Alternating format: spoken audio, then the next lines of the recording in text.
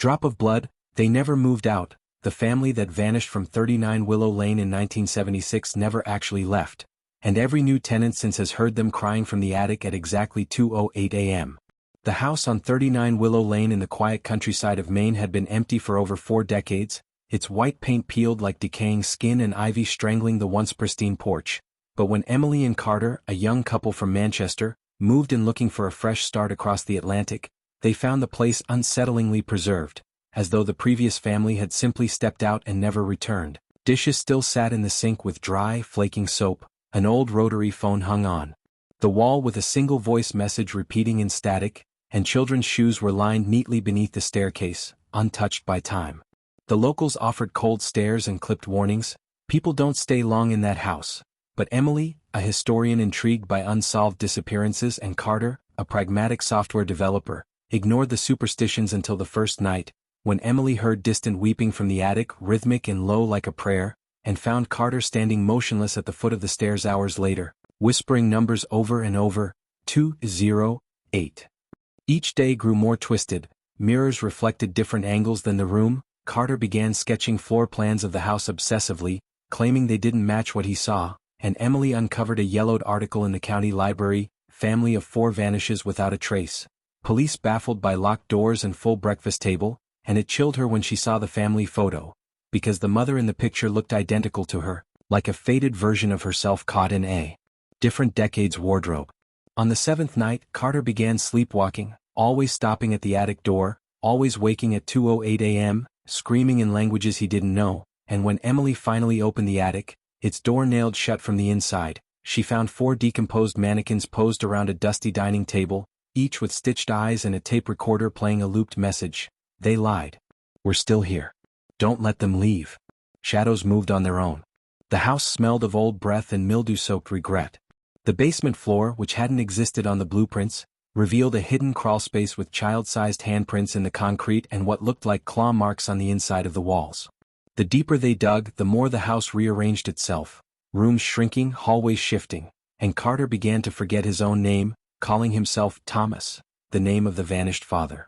When Emily tried to leave one rainy night, packing only essentials, the road circled back to the house no matter which turn she took, her GPS looping endlessly, her phone camera glitching whenever she aimed it at the house, showing it in its pristine 1970s state, complete with the missing family waving from the porch, smiles stitched too wide.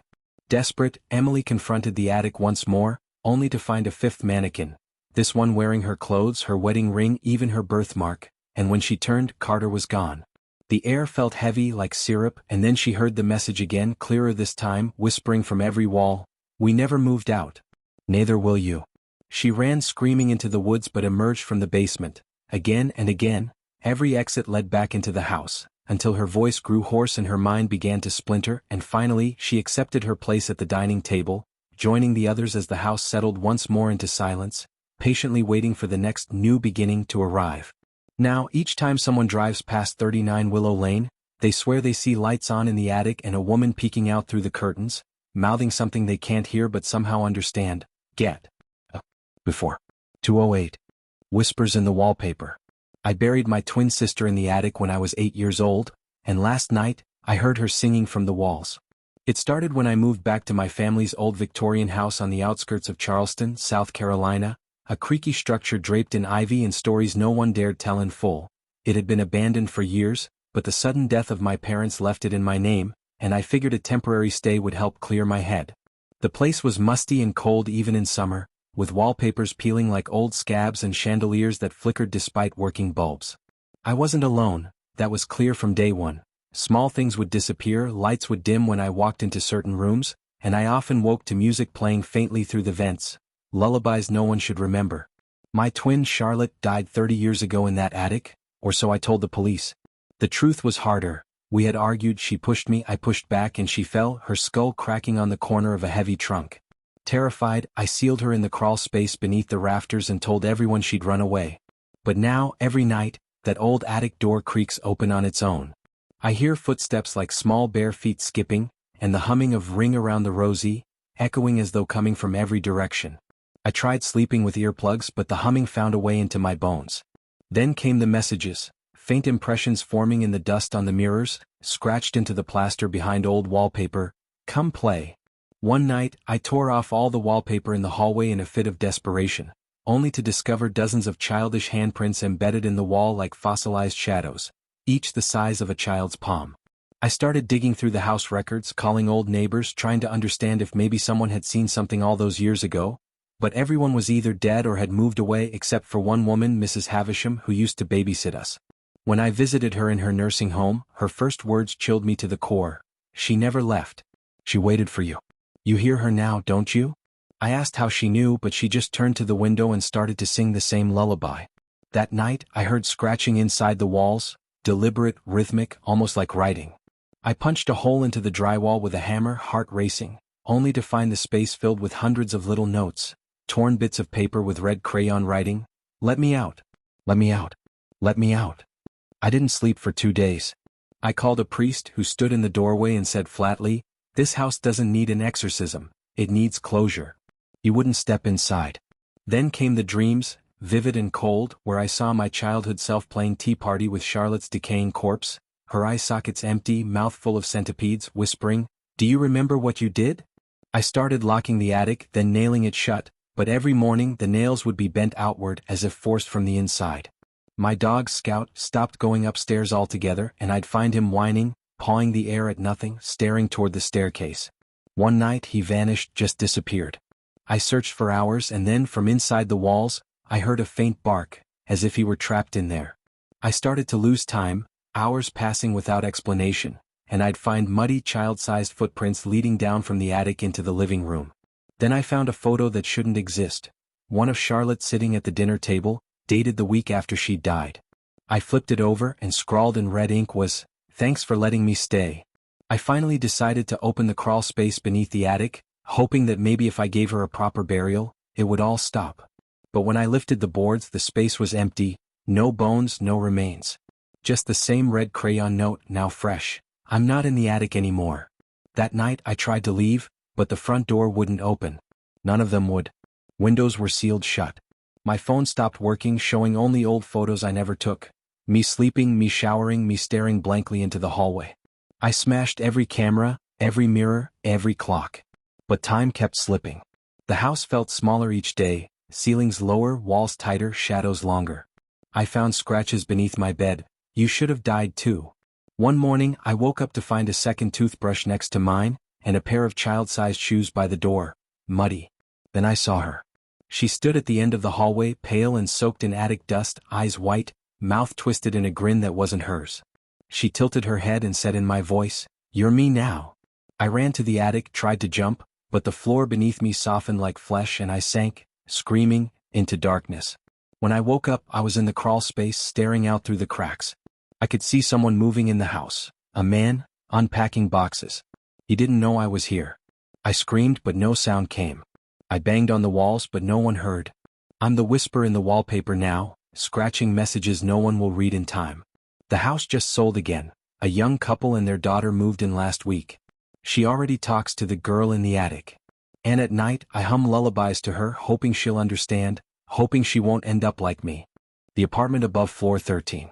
I checked into apartment 1406 of the Lancaster Towers in Boston, but when I went back to the lobby to ask why the elevator panel skipped floor 13, the manager said, "We don't have a 14th floor."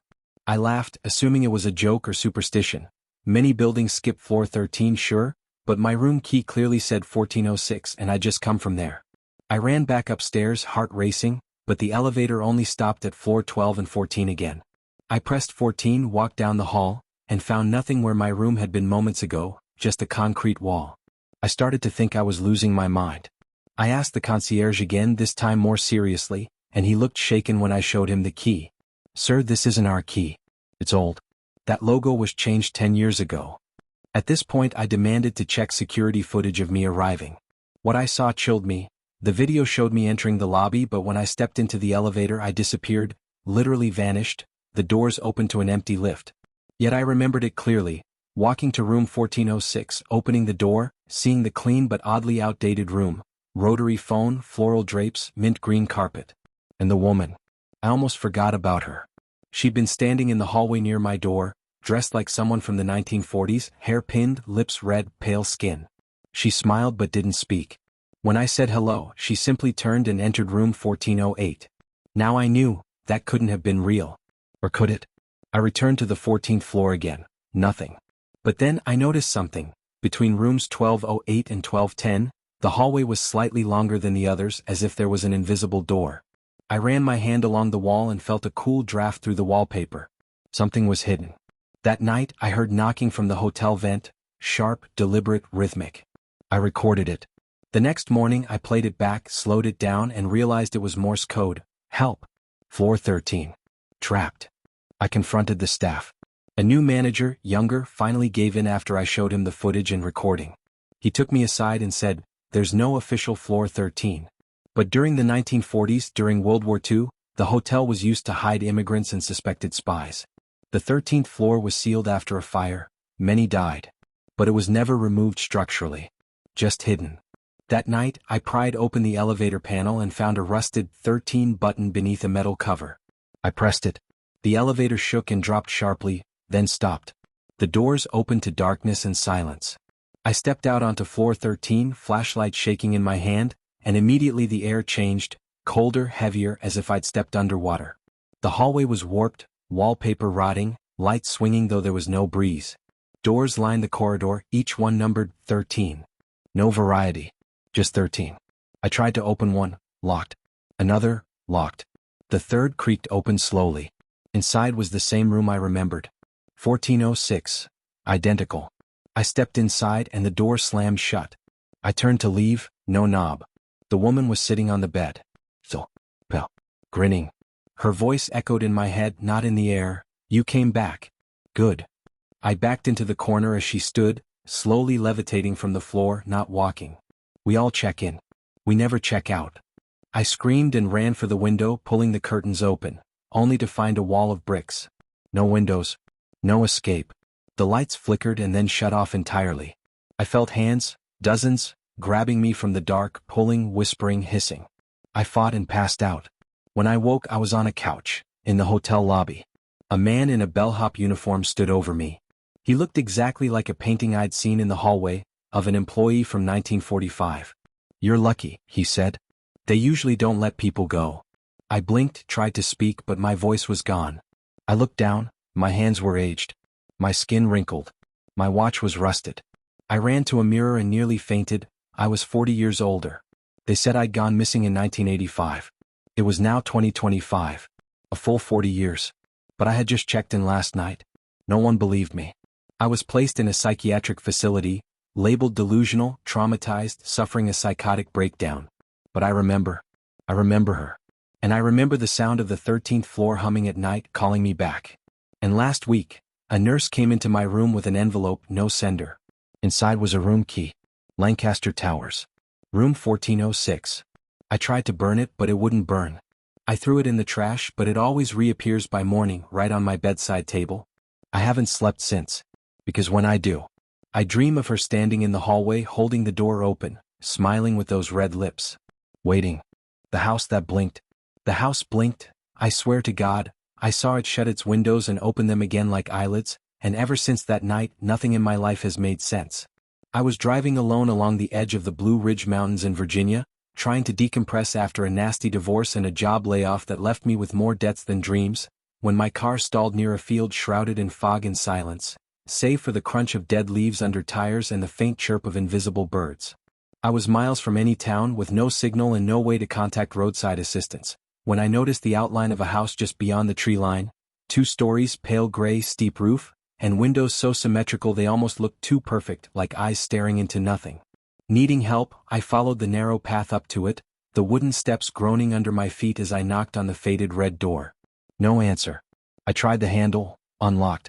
The inside was cold, dry, and strangely untouched by time, like a house trapped in a photograph from the 1950s. Floral wallpaper, yellowed furniture, analog clocks ticking but frozen at midnight. I called out, no response. But I swear I heard footsteps upstairs. Thinking maybe an old couple lived here, I walked up the winding staircase, and that's when I saw something that made my chest clench. All the family portraits lining the walls had no faces. The people in the frames, children, parents, grandparents, were perfectly dressed, posed, but their faces were blurred as if the camera had refused to capture them. One frame had a note etched into the glass instead of a photo. "We are watching." The second floor was just as eerie, all doors closed except one slightly ajar at the end of the hall, swaying gently like it was breathing. As I moved toward it, the wallpaper began to peel away behind me, not downward like gravity would suggest, but upward as if being pulled from the ceiling by invisible hands. I stepped into the room, which was a child's bedroom. Untouched, too clean, the bed made tightly, dolls sitting upright on a shelf, all of them turned toward me. On the dresser was a snow globe of the house itself, eerily detailed, with little silhouettes visible inside its windows. As I picked it up, the door slammed shut behind me, and for the first time I felt the house inhale. I don't know how to explain it, but the air around me shifted like the walls themselves were exhaling dust and pulling in breath through the vents. I shook the globe in panic, and as the fake snow settled, I noticed the silhouettes had changed. Now they were looking out of the globe, not in. My phone buzzed suddenly. I looked down, one bar of signal, and an incoming message: "Leave now." No number, no contact name. I ran to the door, which opened effortlessly, but the hallway was now wrong. Longer. Darker. Covered in eyes, literal human eyes blinking slowly through cracks in the wallpaper. I took the stairs two at a time, but when I reached the bottom, the front door was gone. Just a wall. I turned around and the living room had transformed, furniture rearranged, television flickering static, and on the screen was me standing exactly where I was, but behind me something moved. Something tall. Thin. Almost serpentine. I turned but saw nothing. The static grew louder, forming words in a voice that wasn't mine. "You brought it with you." I screamed and backed away, knocking over a lamp, which shattered but didn't make a sound. Nothing did. The entire house was soundless now. No ticking clocks, no creaking floorboards, just this awful vacuum of silence, like the world outside had stopped existing. I found a basement door I hadn't noticed before and threw it open, descending into darkness with only the dim phone flashlight guiding me. The basement was massive, far larger than the house should allow. It stretched on and on with rows of shelves filled with jars. I picked one up and nearly dropped it. Inside was an eyeball, floating in thick yellow fluid, and on the lid was a label: "Guest 134. Saw too much." Every jar had a label like that, some with "screamed," others with "stayed," and even one marked "tried to burn the house." In the far corner of the basement, behind a rusty furnace, I found a mirror, but my reflection was wrong. I was wearing different clothes, my eyes were bloodshot, and my mouth moved on its own, whispering, "It's already in your head." I smashed the mirror and turned around, and there it was. A figure, faceless but not in the blurry way like the photos. It was literally featureless, like its skin had been stretched over an invisible skull. It moved without walking, just gliding, and the walls warped as it passed like the house bent around it. I ran. I don't know how I made it out. One moment I was sprinting down the hall, and the next I was on the porch, coughing air into my lungs like I hadn't breathed in hours. My car was there, undamaged. I jumped in and sped off without looking back. For days I didn't sleep. I kept the snow globe, thinking maybe I'd imagined it all, but each night the figures inside it moved closer to the surface. First they were at the windows. Then at the door. Then one night, I woke up to find the globe shattered beside my bed, and muddy footprints leading out my bedroom window, from the inside. I moved apartments. Changed numbers. Left the state. But wherever I go, I find new photos in my inbox. Photos of me taken from high angles as if from ceilings or walls. One day I came home and found every mirror in my apartment facing me, already cracked. I bought new ones. They cracked too. I stopped sleeping. Then last week I heard breathing from inside the wall. I pressed my ear to it, trembling, and a voice whispered, "Are you ready to come back?" That same night I saw the house again.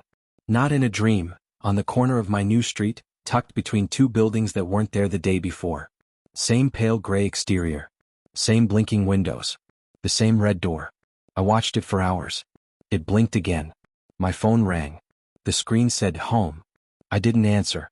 But now I hear footsteps in my ceiling every night, pacing. The power flickers. The static returns. I think the house didn't trap me. I think it attached to me. And wherever I go it follows. It doesn't need to be rooted to the ground. It grows in the mind, in perception, in guilt. It lives in you. I haven't spoken to another person in days, and I'm scared to, because sometimes when I look into someone's eyes, I see that same faceless thing reflected inside their pupils. Like it's watching through them.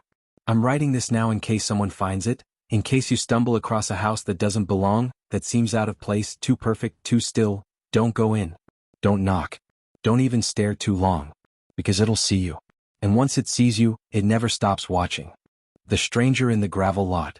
This happened in the fall of 2022, and to this day I haven't told anyone about it. I was on a solo road trip, a personal ritual I do every year. The whole idea is to disconnect, spend some time with my thoughts, and just go wherever the road takes me. I'd been driving through parts of Utah and Colorado, stopping in small towns and sleeping in the back of my SUV or cheap motels if the weather got bad. That night, I pulled off in a quiet area off Highway 191, not a rest stop, just a gravel pull-off near the edge of a tree line. It was already past 10 p.m. and I hadn't seen another car for maybe an hour. I figured it was safe. I parked, locked up, and pulled the sunshades over my windows to block out light. It was cold enough that I wrapped myself in a blanket in the back seat and tried to sleep. About an hour in, I was still wide awake. My car battery was off, so no lights, no radio, just silence. At some point, I started hearing the faint sound of gravel crunching. At first I thought it was just wind shifting some rocks around or maybe a raccoon walking by. But then it happened again. And again. Footsteps. Slow, heavy, intentional. I sat up quietly, didn't move the blanket, didn't even breathe loud. I peeked out through a gap in the sunshade toward the front of the car. That's when I saw it. Someone was standing by my hood. Not moving. Just standing. No flashlight. No phone. Just staring through the windshield like he was trying to see inside. I froze. He couldn't see me through the shade. At least I hope not. I stayed completely still. After what felt like 5 full minutes, he walked to the driver's side window and tried the door handle. Locked, thank God. He moved to the back door and tried that one too. Still locked. My heart was in my throat. I didn't know whether to start the car and bolt or stay hidden and hope he left. Then he walked behind the car and disappeared from view. I waited. Nothing. 5 minutes. Then 10. Still nothing. I slowly peeked out the passenger side. Empty. I leaned toward the front again. Gone. I figured he left, maybe wandered back toward the woods or the road. My mind started trying to rationalize it. Maybe he was lost? Maybe a car broke down? Maybe he was drunk or confused. But then I saw it. On the driver's side mirror, written in something that looked like dirt or grease, was one word, nice. I nearly screamed. I didn't hear him write it. Didn't hear him walk away. I didn't think. I jumped into the front seat, started the car, and peeled out of there so fast I didn't even check my mirrors. Drove 30 miles before I stopped at a gas station with lights and cameras and people. I parked directly under the gas station lights and tried to calm down. I checked every inch of my car. No signs of damage. No broken windows. But that mirror, the word was still there. I used windshield wipes and paper towels from the gas station to scrub it off. But that didn't fix what it did to my brain. That someone was out there, in the middle of nowhere, silently stalking my car, trying the handles, and writing something like that like they were entertained. I still take road trips. But now I only sleep in lit-up truck stops or motels. I never pull off onto gravel again. And I never ever turn off my car battery at night. Because if I ever hear gravel crunching again in the dark, I want to be ready to drive before they write anything else. The door on Grange Hill. It's been 3 years, but every time I drive past Grange Hill, my hands sweat, and I catch myself looking in the rearview mirror a little too often. I used to be a delivery driver for a regional supply company in Pennsylvania, mostly bringing equipment and tools to isolated farms, construction zones, and sometimes summer cabins way off the grid. Most days were fine, long stretches of empty back roads, radio on, windows cracked. But that Thursday something felt off from the moment I left the depot. The air was heavy, overcast, no music stations would come in clearly, and my first delivery was a single drop. A package of miscellaneous parts going to an unmarked residence on a dead-end road just off Grange Hill, a rural area I'd never heard of. The GPS barely worked, and when it finally caught up, it showed nothing but a thin gray line splitting through trees. When I got there, I immediately noticed that the house I was supposed to deliver to didn't look like anyone lived in it. There were no cars, no mailbox, no number signs, and no lights in the windows. It sat crooked on its foundation with weather-worn siding and blacked-out windows. Still, my manifest said to drop the package at the side door. There was no side door. Just the front door and what looked like a boarded-up back deck. I figured maybe they meant the back, so I walked through knee-high weeds to the deck. That's when I noticed the smell, wet wood and something else like old meat left in the sun. I set the box down and was about to leave when I heard it, a thud from inside. I froze. Looked around. Listened. Another thud. Then nothing. The box I left was sealed and light, maybe 4 pounds max, so it couldn't have shifted or caused a noise. I walked quickly back to my truck. Right as I opened the driver door, I heard a different sound behind me. A slow, creaking hinge. I looked over my shoulder. The front door of the house, previously closed, was now slightly open. I hadn't gone near the front door. No wind, no animals, nothing that could have pushed it open. I stood there for a second, engine off, radio dead, total silence. Then I heard something that still haunts me to this day, someone inside the house calmly whispering my name. Not yelling it. Whispering it. Slowly. Like they knew me. I didn't wait. I jumped into the truck and slammed the door, jammed the key in the ignition. Nothing. Dead. The battery was perfectly fine when I parked just 10 minutes earlier. My heart started pounding. The door to the house creaked again, opening wider, and I swear I saw a silhouette just inside the frame. I grabbed my phone to call for help, but it had no signal, which made no sense because I had bars the whole way in. I sat there, frozen, every window up, every door locked.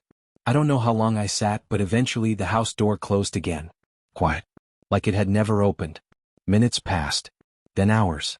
I tried the engine again, and this time it roared to life like nothing had ever been wrong. I drove out of there like I was being chased, never looking back, tires spinning gravel for nearly a mile. I reported the house to my manager when I returned, but they said the drop never showed as completed on their end, and stranger still, there was no longer any listing for that address on the manifest or the route sheet. It had vanished like it was never scheduled. I figured it had to be a glitch or misrouting until about 2 weeks later when another driver from the same depot disappeared on his route. His last logged GPS ping? Grange Hill. His vehicle was found parked half off the road with the engine cold and the passenger door open. No sign of struggle. No sign of him. Just a small cardboard box in the back seat addressed to the same numberless house I'd been to. It had my name scribbled in marker on the top. I quit the following Monday. But sometimes, on quiet roads, especially near that area, I swear I hear my name being whispered again. And I never, ever stop driving when I do. Room 313. It was the cheapest hotel room I've ever stayed in, and I wish I'd just slept in my car. It was late October last year, and I was driving cross-country after quitting my job in Seattle and heading back to Pittsburgh to stay with my brother while I figured out what to do next. I didn't have a lot of cash and I'd already spent too much eating out and putting gas in my car, so I told myself I'd just stay somewhere cheap for one night to break up the drive through Nebraska. That's how I ended up at a place called Sunridge Motel. The name sounded nicer than it looked. It was one of those long, flat buildings with all the rooms in a line facing the parking lot, one flickering fluorescent light above every other door, and a reception booth with thick scratched plexiglass and an old man who looked like he hadn't slept in weeks. I asked for the cheapest room. He said, cash only. I had enough on me so I paid and got the key to room 313. I joked, lucky number, and he didn't laugh. Didn't even smile. Just slid me the key and turned his attention to the little black and white TV behind him.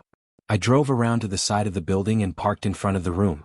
The sign was missing some letters, so the glowing text above me just read, U Ridge MOEL. It was almost funny in a way, but I was too tired to care. The room was what I expected. Dim yellow lighting, cigarette-burned sheets, cheap floral carpet that had absorbed years of sadness. There was a TV that didn't work, a chair with a stain I didn't want to think about, and a cracked window that rattled when the wind hit it. I showered with sandals on, tossed my stuff on the bed and lay down fully dressed, scrolling my phone. No Wi-Fi. No signal. I was about to fall asleep when I heard it, the unmistakable sound of a knock. But it wasn't on my door. It was on the wall. 3 sharp knocks. Then silence. I figured the rooms weren't well insulated and maybe the guest next door was doing something. I ignored it and closed my eyes. Then a minute later another knock. 3 times again. Same pattern. Same wall. But slightly louder. I sat up and listened. Nothing. Just the hum of a broken vent. I walked over to the wall and put my ear to it. I didn't hear voices. No TV. No movement. Just emptiness. I lay back down, annoyed but not spooked yet. I told myself I was just tired and hearing things. I was nearly asleep when I heard something again. This time it was a whisper. Faint, female, slow. I couldn't make out the words, but it was definitely coming from the wall. Like someone standing just on the other side, speaking directly into it. I sat up straight, more confused than scared. Hello? I said out loud, not sure why. Silence. Then a soft, drawn-out knock. Just once. Then nothing. I walked over to the wall again. Still silence. I was now officially creeped out, so I went to the window and pulled back the curtain, looking at the adjacent room's window. The light was off and the curtain was drawn tight. Still, I figured maybe I should just ask the front desk if someone was next door, maybe they had a kid or were on the phone or something. I threw on my hoodie and walked back out into the cold parking lot. The office was dark, but the open sign was still glowing red. I knocked. No answer. I waited, knocked again. Eventually, I heard movement, and the old man from earlier shuffled into view. He opened the sliding window halfway and stared at me without speaking. "Hey," I said, "do you know if someone's in the room next to mine?" 314. He looked confused for a second, then leaned forward. "There is number 314. I blinked. "What?" He slowly shook his head. "Room 313's at the end. There's no room next to you." "No, there's a door," I said. "It's clearly labeled. Same layout as the rest." He didn't respond. He just said, "No one stays in that room." I started to argue, but something about his tone stopped me. I muttered thanks and walked back out. I turned and looked at my end of the motel strip. Sure enough, my room was at the far end. But there was definitely a door next to mine. Weather-worn. Same numbers. 314. Same flickering light above it. I walked closer. There was no "Do Not Disturb" sign. I reached for the handle out of instinct. It was cold but locked. I stared at it for a while, then walked back into my room, locking both the knob and the deadbolt behind me. That night I barely slept. The knocking returned 3 times. Always 3 sharp hits against the wall. Then whispering. Then silence. I wanted to bang on the wall or scream, but something deep inside me said, "Don't engage." Eventually I passed out from exhaustion.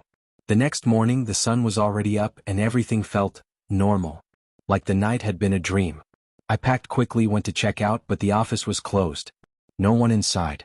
I dropped the key in the slot and walked to my car. But I couldn't resist. I walked to room 314 and knocked. Once. Twice. A third time. No response. I leaned in and listened. Nothing. I stepped back, then something caught my eye.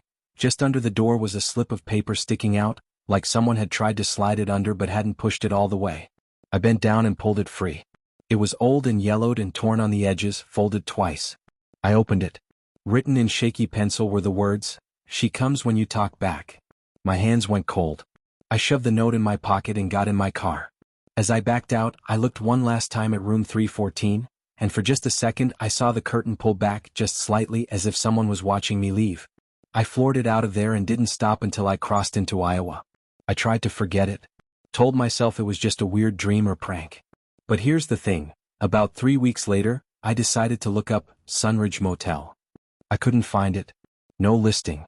No map entry. Nothing on Yelp or Google. I went to Reddit, searched for any mention, still nothing. Then one day I got a message from a burner account. No profile pic. No posts. Just one message, "Did you knock 3 times?" That was it. No context. My stomach dropped. I deleted the message and deactivated my account. I still think about that room. About the whispering. The note. And the idea that I nearly knocked a second time that night. Because if I had, I think the door would have opened. And I don't know what was behind it, but I don't think it was human. And I don't think it wanted to leave me alone. Story 1, The Valley of Echoes.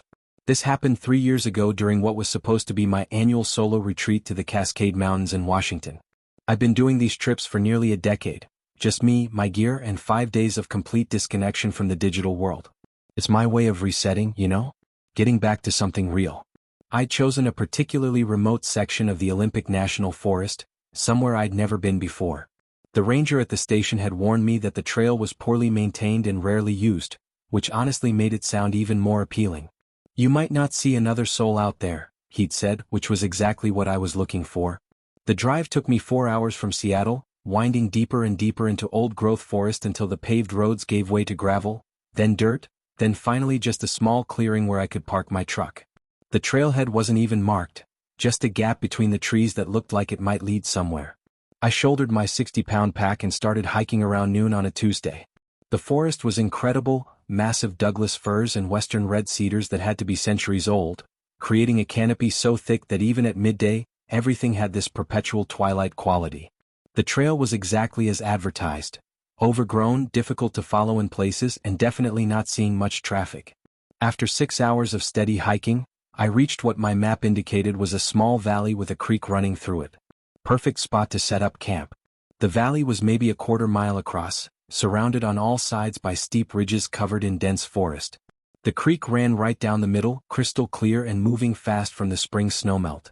I found a flat spot about 50 yards from the water and set up my tent. The whole process took maybe an hour: tent, tarp, organizing my gear, gathering firewood. I'd brought enough food for 5 days, plus emergency rations, water purification tablets, first aid kit, the works. I'm not exactly a survival expert, but I'm not reckless either. That first night was perfect. I cooked a simple meal over my camp stove, watched the stars come out through the gap in the forest canopy, and fell asleep to the sound of running water. This was exactly what I'd needed: complete peace, complete solitude. The second day I decided to explore the valley a bit. I left my main camp set up and took just a day pack with water and snacks, following the creek upstream to see where it led.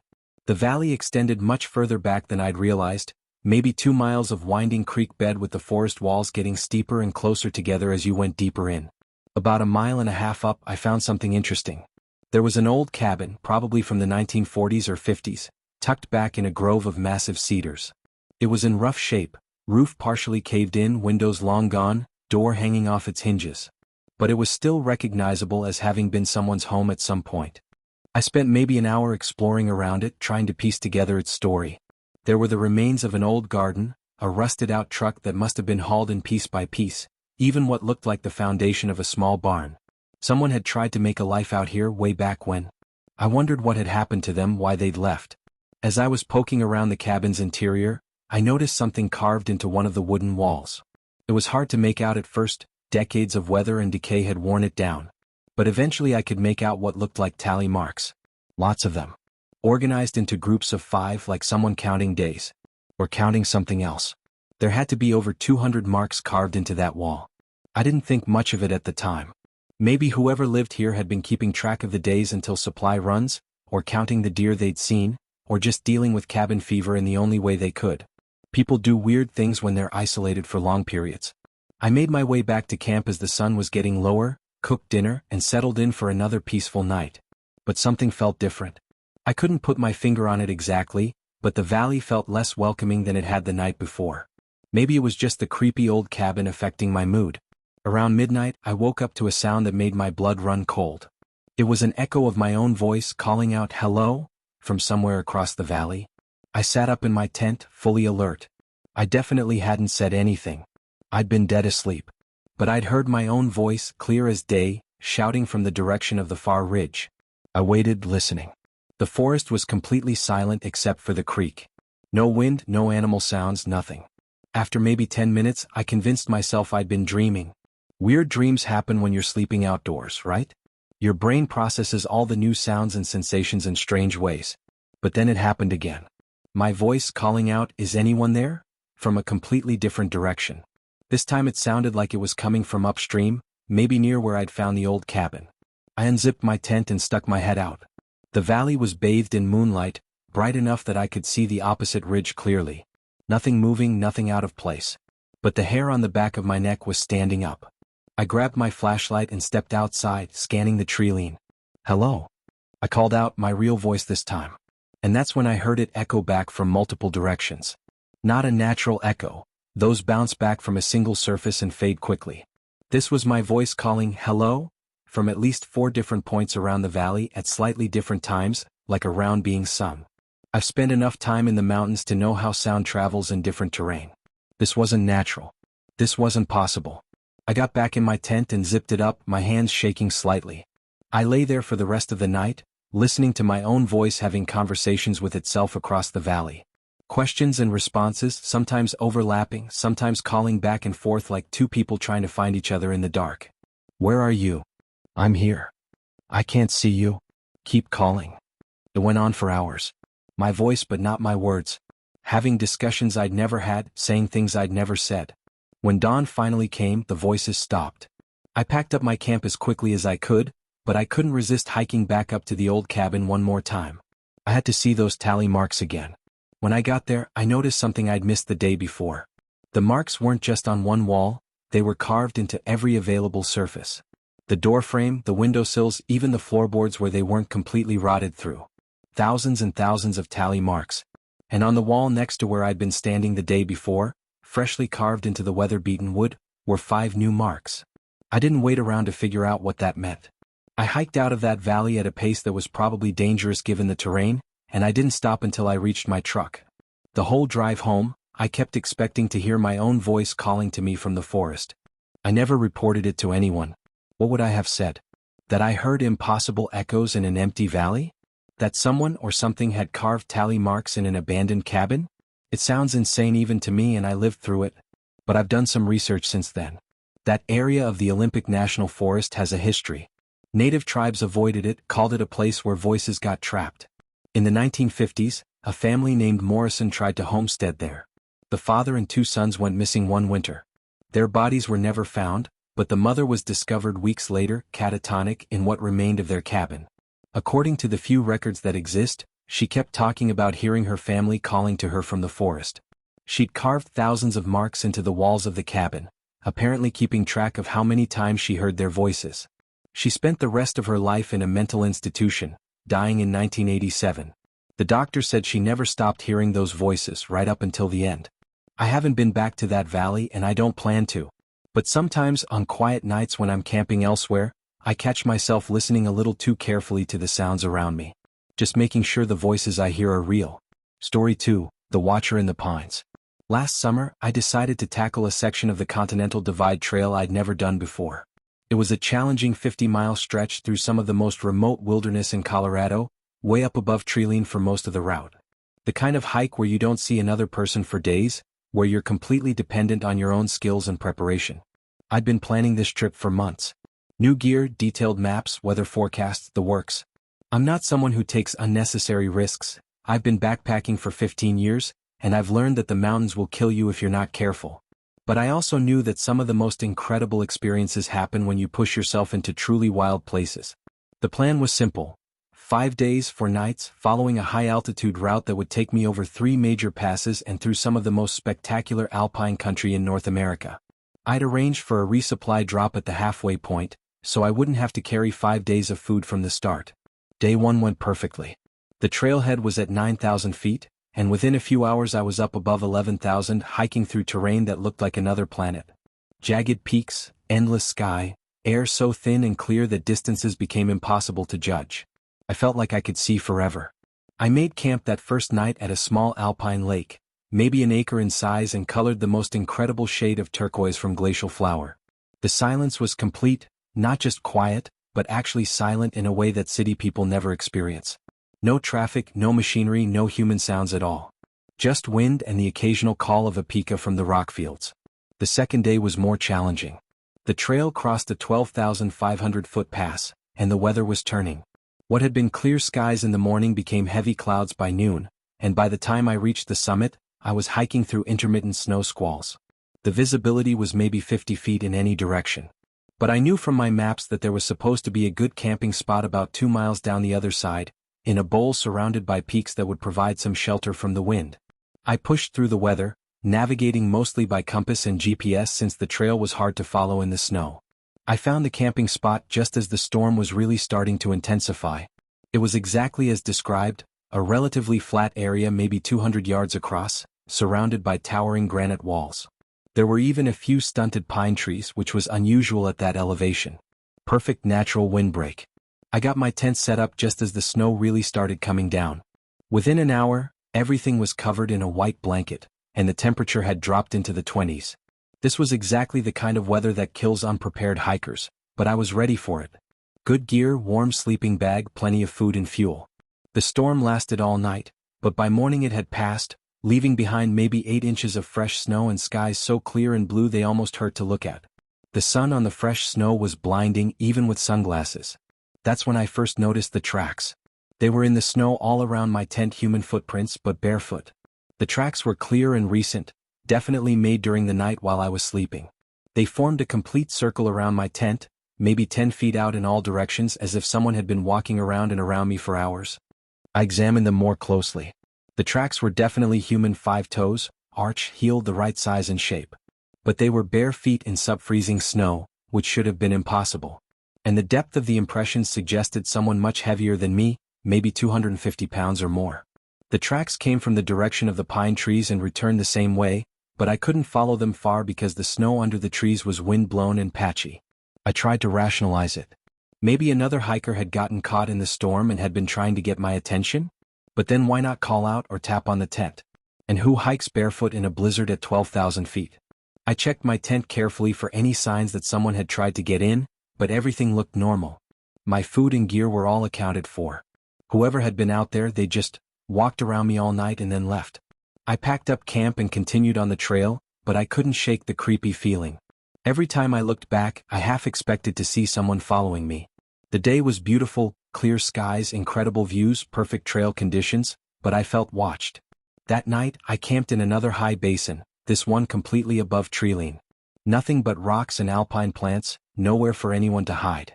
I set up my tent and cooked dinner, keeping an eye on the surrounding ridges for any signs of movement. As the sun went down, I noticed something odd. There was a small dark spot on the skyline of the ridge to the east, maybe half a mile away. It looked like it might be a rock outcropping or maybe a lone tree, but something about it seemed off. It was too regular, too vertical. I got out my binoculars and focused on it. What I saw made my stomach drop. It was a person, standing perfectly still on the ridge, facing my direction.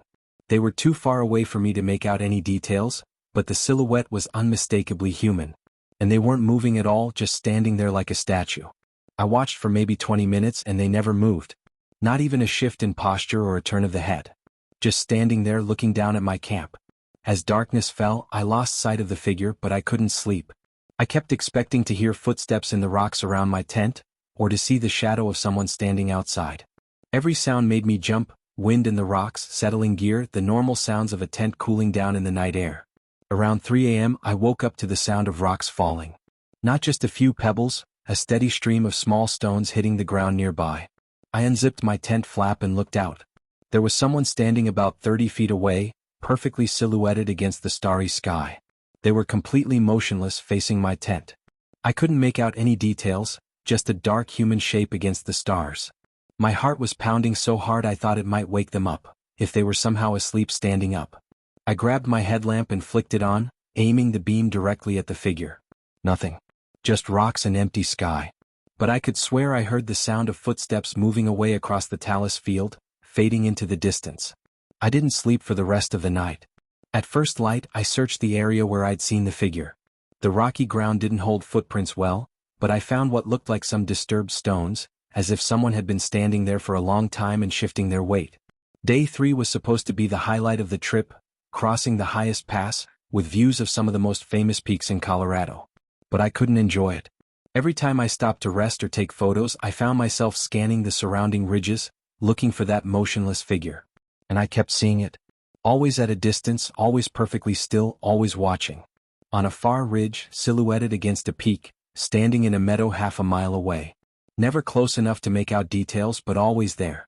I started hiking faster, pushing myself harder than I should have at that altitude. I needed to get to the resupply point where there would be other people.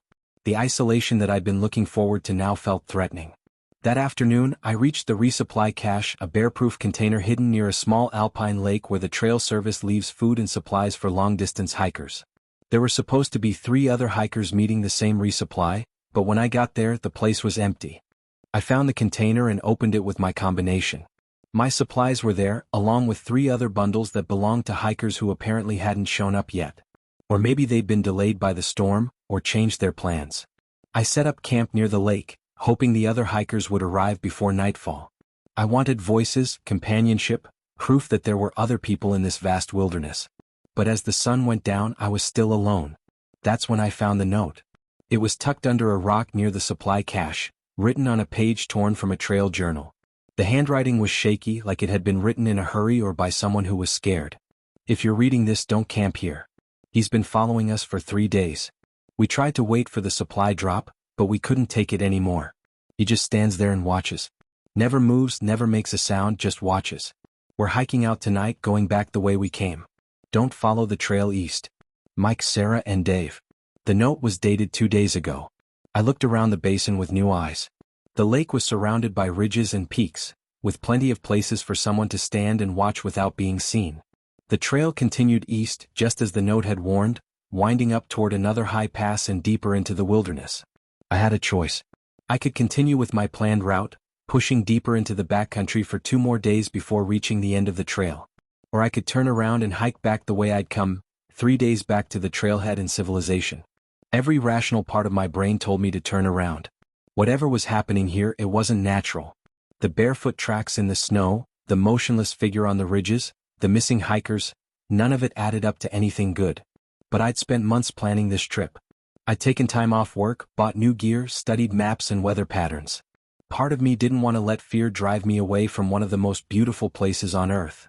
That internal debate lasted about 5 minutes. Then I saw him again. He was standing on the far shore of the lake, maybe 200 yards away. Close enough that I could make out some details for the first time. Tall, unnaturally thin, wearing what looked like dark clothing or maybe just darkened by dirt and exposure. His hair was long and unkempt, and he was standing with his arms at his sides, perfectly motionless. And he was staring directly at me. I grabbed my binoculars and focused on him, my hands shaking slightly. What I saw through the lenses made my blood turn to ice. His skin was pale, almost gray, and his clothes were tattered and dirty. But it was his face that really got to me. It was completely expressionless, like a mask. And his eyes, even at that distance I could see that his eyes were wrong. Too wide, too unblinking. As I watched through the binoculars, he slowly raised one hand and waved at me. Not a friendly wave, but a mechanical, deliberate gesture. Up and down like a metronome. I lowered the binoculars and looked again with my naked eyes. He was still there, still waving. I looked through the binoculars again and this time he was smiling. A wide, unnatural grin that seemed to take up half his face. That's when I made my decision. I threw my gear into my pack as quickly as I could, not bothering to organize anything properly. I left the resupply cache open. Maybe the other hikers would still come, maybe they'd find their supplies and get out safely. I started hiking west, back toward the trailhead as fast as the altitude and terrain would allow. I didn't look back until I'd crested the first ridge, maybe half an hour later. When I finally turned around, he was following me. Still that same distance behind, maybe 200 yards, walking with the same mechanical gait. Not hurrying, not trying to catch up, just maintaining that exact distance. I hiked for 12 hours straight, only stopping for water and to catch my breath. Every time I looked back, he was there. Same distance, same pace, same expressionless stare. He never seemed to get tired, never needed to rest. As night fell, I was faced with another impossible choice. I was exhausted, dehydrated, and starting to make the kind of mistakes that get people killed in the mountains. I needed to stop and rest. But the thought of sleeping with that thing watching me from the darkness was unbearable. I kept hiking through the night, using my headlamp to follow the trail. It was dangerous. One wrong step could send me tumbling down a cliff or into a crevasse. But I was more afraid of what was behind me than what was ahead. Around 3 a.m. I made a mistake. I was so focused on the trail in front of me that I didn't notice when it branched. By the time I realized I was lost, I'd been hiking in the wrong direction for over an hour. I stopped and turned around, planning to backtrack to where I'd missed the turn. That's when I saw him, closer than he'd ever been before. Maybe 50 feet away, standing in the middle of the trail I just walked, staring at me with that same wide, unnatural grin. In the light of my headlamp, I could see that there was something very wrong with him. His skin had a waxy, translucent quality, and his clothes were rotting off his body. This wasn't a living person, at least not anymore. He raised his hand again in that mechanical wave, and this time I could hear something. A sound like wind through dry leaves, or maybe whispers too quiet to understand. I ran. I left the trail entirely, crashing through pine trees and over rocky ground in total panic. Branches tore at my pack and face, and I stumbled over roots and rocks I couldn't see. But I didn't stop running until I collapsed from exhaustion near a small stream hours later. When I finally caught my breath and looked around, I realized I was completely lost. I had no idea which direction the trail was, or even which way I'd come from. The sun was starting to come up, which told me east from west, but beyond that, I was disoriented and alone in some of the most remote wilderness in North America. It took me 2 more days to find my way back to the main trail, surviving on emergency rations and stream water. I never saw the figure again, but I never stopped feeling watched. Every shadow seemed to hide something, every distant rock formation looked like a person standing still. When I finally made it back to the trailhead, there was a search and rescue operation in progress. 3 hikers, Mike, Sarah, and Dave, had been reported missing after failing to check in with their emergency contact. The rescue teams had been searching for them for 4 days. They never found them. The official report blamed exposure and getting lost in the storm, but I know better. I saw what was hunting them, what had been hunting me. I gave my statement to the rangers, but I didn't mention the figure. What would I have said? That a dead man had stalked me through the wilderness? They would have assumed I was suffering from altitude sickness or dehydration hallucinations. But sometimes when I'm looking at maps and planning new hiking routes, I catch myself avoiding that area of Colorado. There are hundreds of miles of beautiful trails in the Rocky Mountains, plenty of wilderness to explore without going back to that particular stretch of the Continental Divide. Some places are meant to be left alone. Story 3, The Sound in the Darkness. I need to tell you about what happened to me last month during what should have been a simple weekend camping trip in the Adirondacks. I've been going to this same spot for 5 years, a small backcountry lake about 8 miles from the nearest road, accessible only by a poorly marked hiking trail that winds through dense hardwood forest. It's become my annual tradition, this particular weekend trip. Usually the third weekend in September, when the leaves are just starting to change and the summer crowds have gone home. I go alone, set up camp on the same small peninsula that juts out into the lake, and spend 2 nights just decompressing from another year of city life. The lake is called Whispering Pond on the old USGS maps, though I've never heard anyone call it that. It's maybe 2 acres in size, surrounded on all sides by steep forested hills that create a natural amphitheater. The water is clear and deep, fed by underground springs, and there's something about the acoustics of the place that makes every sound carry in interesting ways. I've always loved how sounds bounce around the hills there. Drop a pebble in the water and you'll hear the splash echo back from 3 different directions. Call out and your voice will return to you changed, like the forest is answering back. But this year was different. This year, the forest was answering back with sounds I'd never heard before. I arrived on Friday afternoon, same as always. The hike-in was beautiful, the maple trees were just starting to turn red, and the air had that perfect autumn crispness that makes you want to breathe deeper. I knew the trail well enough that I barely had to think about navigation, just followed the familiar rhythm of root and rock and fallen log. When I reached the lake, everything looked exactly as I remembered it. The peninsula was clear of deadfall, the fire ring I'd built years ago was still intact, and the water was that perfect mirror calm that only happens on windless days. I set up my tent in the same spot I always did, gathered firewood from the same areas, even placed my camp chairs facing the same direction. Routine can be comforting when you're alone in the wilderness. It makes an empty forest feel a little less empty. As the sun went down, I built a fire and settled in with a book and a cup of tea. This was my favorite time of day at the lake, that magic hour when the day animals are settling down and the night animals haven't quite woken up yet. Everything is quiet except for the occasional loon call from somewhere across the water. But that night, as full darkness settled over the lake, I started hearing something else. At first, I thought it was just wind in the trees, or maybe the settling sounds of the forest cooling down after a warm day. But as I listened more carefully, I realized it was something different. It sounded like voices. Distant, indistinct voices having a conversation somewhere in the forest across the lake. Too far away to make out words, but definitely human. The rhythm and cadence of people talking back and forth. This struck me as odd because I'd never encountered other campers at this spot. The trail isn't marked on any current maps, and it's not exactly an easy hike. Plus, there aren't any other good camping sites around the lake. The peninsula where I was set up is really the only flat, clear area. I listened for maybe 20 minutes trying to figure out where the voices were coming from. They seemed to move around, sometimes from directly across the lake, sometimes from further up the hillside. But I never saw any lights, no flashlights, no campfire glow, nothing to indicate where people might be. Eventually, the voices faded away, and I convinced myself it had just been wind or some acoustic trick of the hills. I've heard plenty of weird sounds in the forest over the years. Trees rubbing together can sound like voices, streams can sound like whispers, your own breathing can echo back in unexpected ways. I banked the fire and went to bed, falling asleep to the familiar sounds of water lapping gently against the shore. I woke up around 3 a.m. to the sound of my own voice calling out from across the lake. I sat up in my tent, instantly alert. That was definitely my voice saying, "Hello? Is anyone there?" in the exact tone and inflection I might use if I'd heard something suspicious in the woods. But I was in my tent. I hadn't said anything. I'd been asleep. I unzipped the tent flap and listened carefully. The lake was perfectly still, reflecting stars like a black mirror. No wind, no movement, no sounds except for the gentle lap of tiny waves. Then I heard it again. My voice calling "hello" from somewhere up the hillside to the east. A moment later it was answered by another voice, also mine calling back, "I'm here." "Where are you?" from the opposite side of the lake.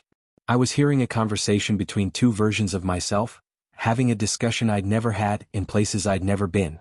The voices continued for maybe 10 minutes, calling back and forth across the water.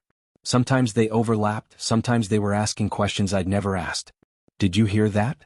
What was that sound? I think someone's out there. It was unmistakably my voice, but the words weren't mine. It was like listening to an actor doing an impression of me, getting the sound right but not the content. When the voices finally stopped, I was left sitting in my tent, shaking slightly and trying to rationalize what I'd heard. Maybe it was some kind of auditory hallucination brought on by sleeping outdoors? Maybe the acoustics of the lake were doing something weird with sounds from miles away? But deep down, I knew what I'd heard was impossible. And it scared the hell out of me.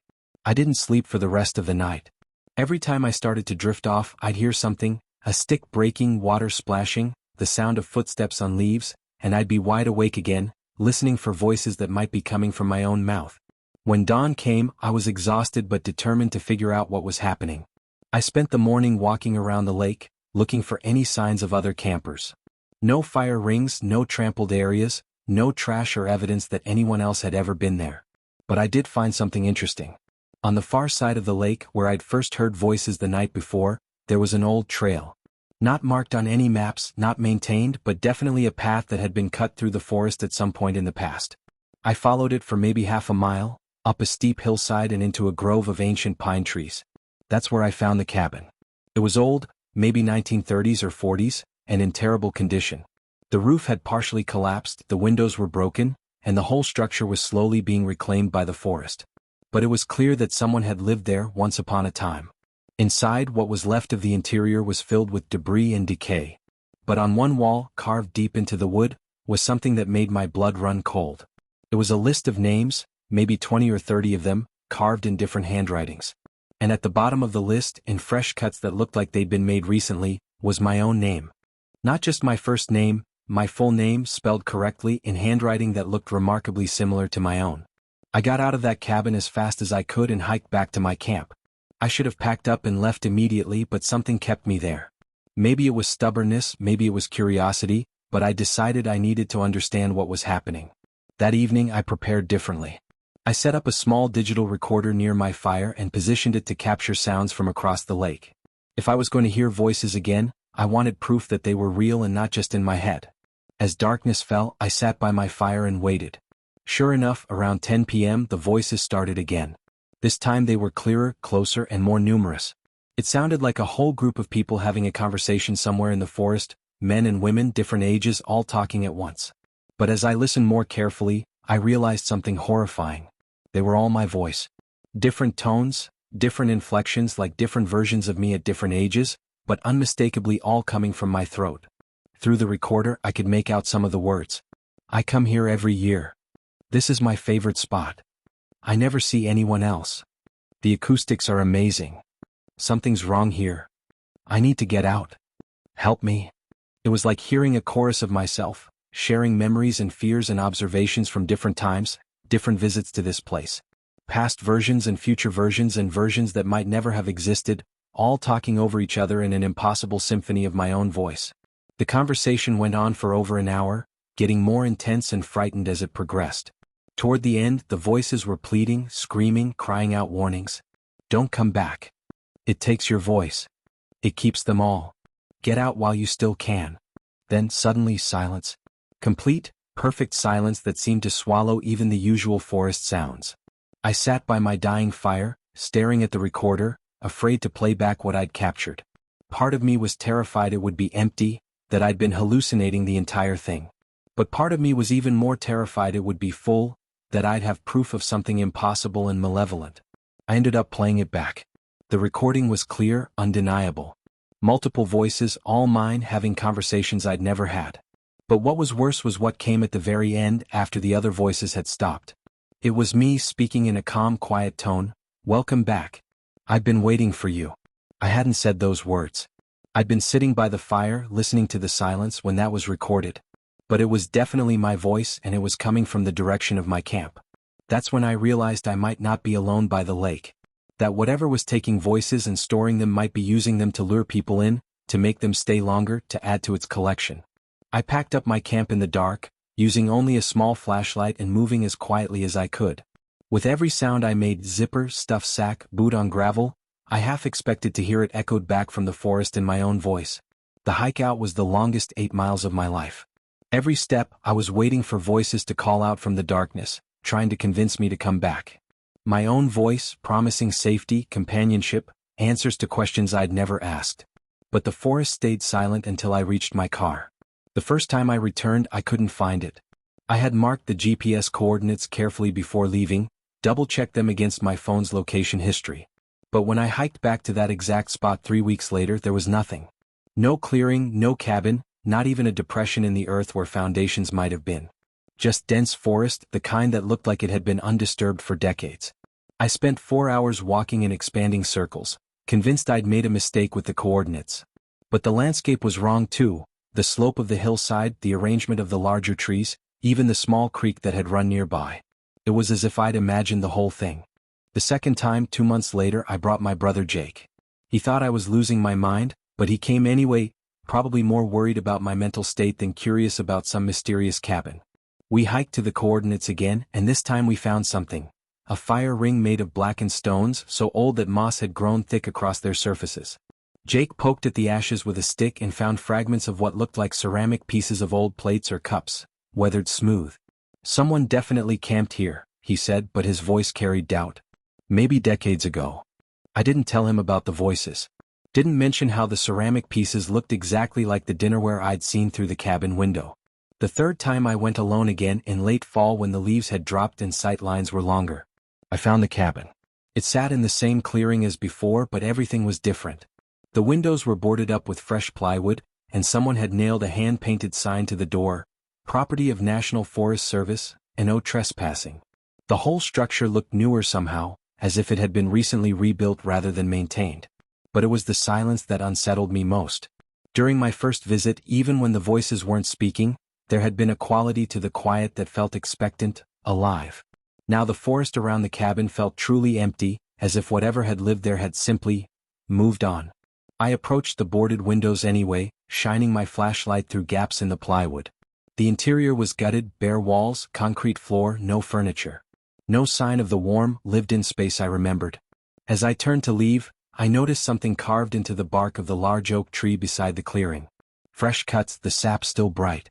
We found a better place. Below that, in the same hand, "Thank you for showing us the way out." I ran the entire 8 miles back to my car that day and I haven't been back since. But sometimes when I'm hiking other trails, I catch myself listening for familiar voices in the wind.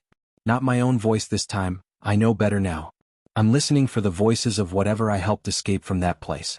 And I'm terrified of the day I finally hear them again.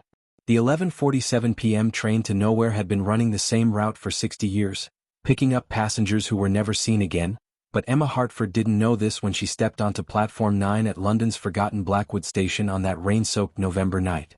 She had missed the last regular service to Manchester after working late at the law firm, and the elderly station master with hollow eyes and a uniform from another era had assured her this train would take her exactly where she needed to go, though something in his smile made her skin crawl as he handed her a ticket that felt ancient and brittle between her fingers. The station itself seemed wrong somehow, too quiet, too empty, with gas lamps that flickered like dying heartbeats and shadows that moved independently of their sources, while the few other waiting passengers stood unnaturally still, their faces pale and drawn as if they hadn't seen sunlight in decades. When the train finally arrived, it was a magnificent steam locomotive that belonged in a museum, its brass fittings gleaming despite the soot and grime, and as Emma climbed aboard, she noticed that the other passengers never spoke, never moved, never even seemed to breathe, though their eyes followed her with an intensity that made her want to flee back into the storm. The conductor who punched her ticket was a tall, gaunt man whose fingers were too long and whose smile revealed teeth that were sharp and yellowed, and when he spoke, his voice sounded like grinding metal. "Welcome aboard, Miss Hartford, we've been expecting you for quite some time." The train began to move with a lurching motion that defied physics, accelerating impossibly fast through tunnels that hadn't existed moments before, past stations with names that Emma couldn't read because the letters seemed to writhe and change when she looked directly at them. As the journey progressed, she began to notice that the other passengers were becoming more animated, turning in their seats to stare at her with growing hunger, and she realized with mounting horror that their clothes were from different eras: Victorian bustles, Edwardian suits, 1920s flapper dresses, 1940s military uniforms, as if the train had been collecting passengers across decades. The windows showed not the familiar English countryside but an endless expanse of darkness punctuated by distant lights that pulsed like malevolent stars, and when Emma tried to check her phone, she discovered that time had stopped at 11:47 p.m., the exact moment she had boarded. She attempted to move to another car, but the doors wouldn't budge, and the conductor appeared beside her with that terrible smile, explaining that the Midnight Express only traveled in one direction, toward a destination where the living learned what it meant to be truly lost. Emma's memory began to fragment as the train continued its impossible journey, and she started to recall things that hadn't happened yet.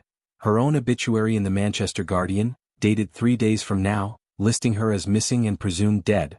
Her sister Claire receiving the phone call from the police. The search parties that would never find her because she was traveling through spaces that existed between the seconds of normal time.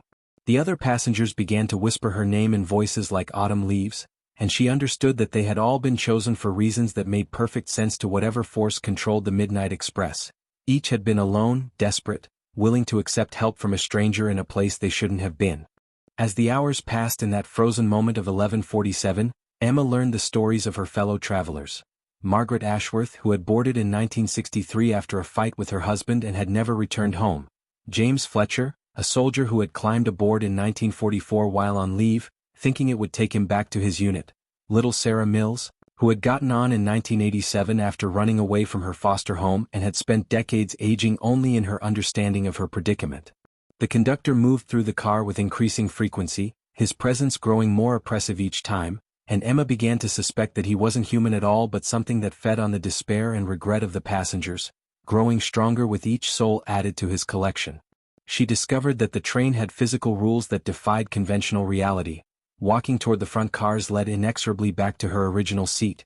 Looking out the windows too long caused memories to leak away like water through a sieve, and sleeping brought nightmares that felt more real than waking. The other passengers began to share their attempts at escape. Attempts that had ended in failure and punishment, with some losing pieces of themselves that never returned, others finding themselves unable to speak for months at a time, and the unluckiest ones disappearing entirely only to reappear days later as hollow shells of their former selves.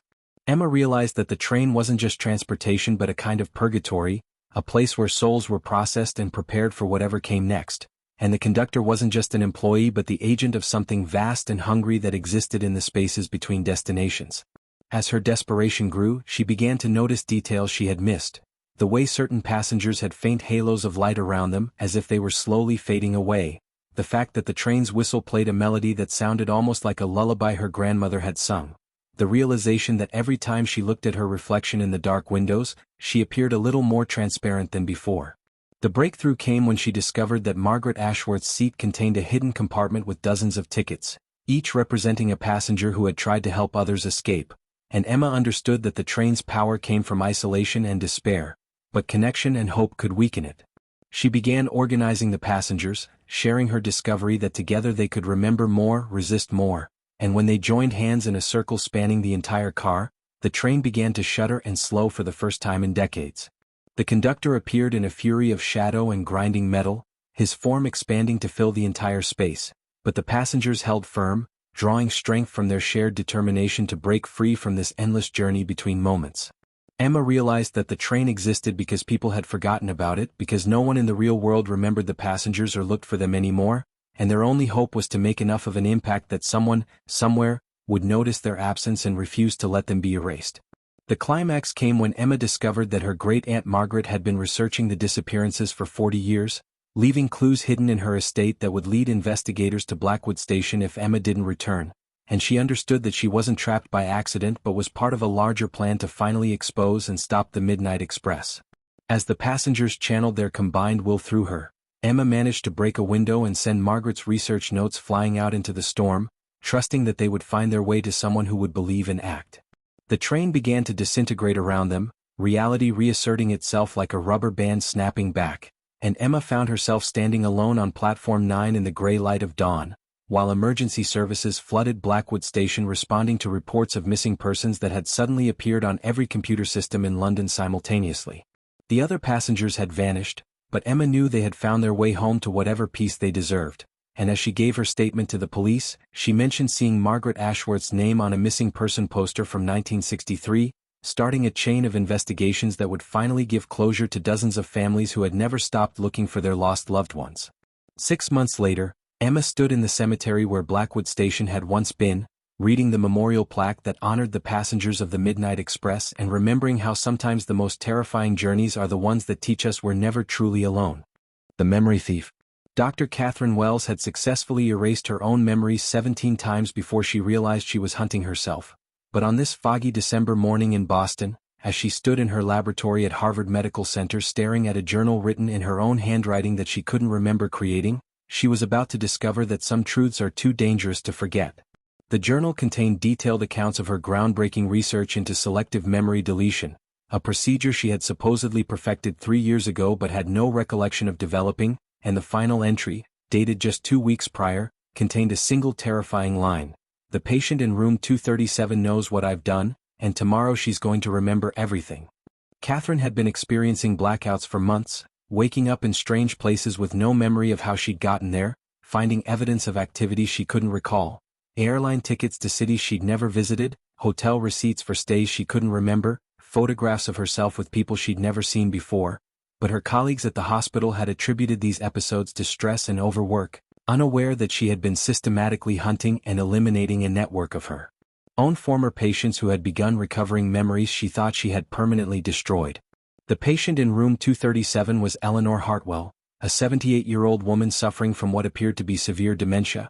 But Catherine's journal revealed that Eleanor wasn't losing her memory, she was recovering it, piece by piece, remembering things that Catherine had spent years trying to bury.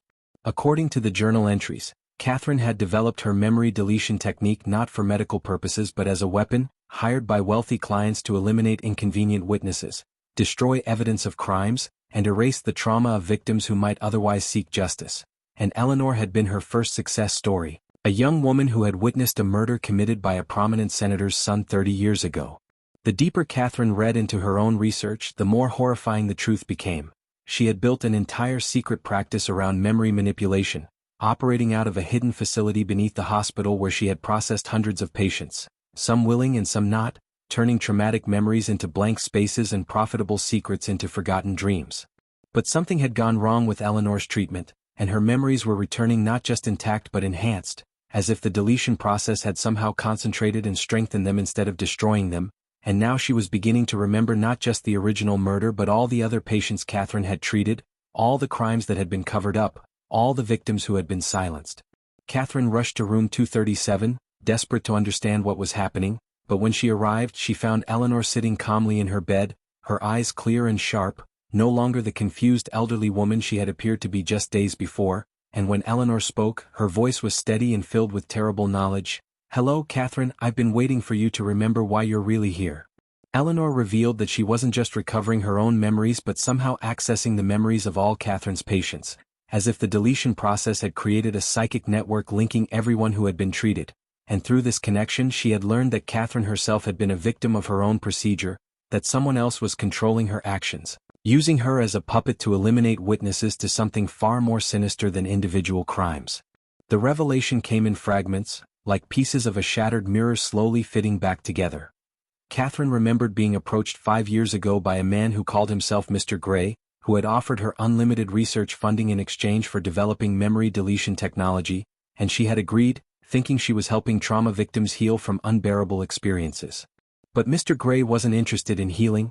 He was part of a shadowy organization that used memory manipulation to control politicians, silence whistleblowers, and maintain power structures that depended on certain truths never coming to light, and Catherine had become their most valuable asset, a brilliant scientist who could make inconvenient people forget inconvenient facts.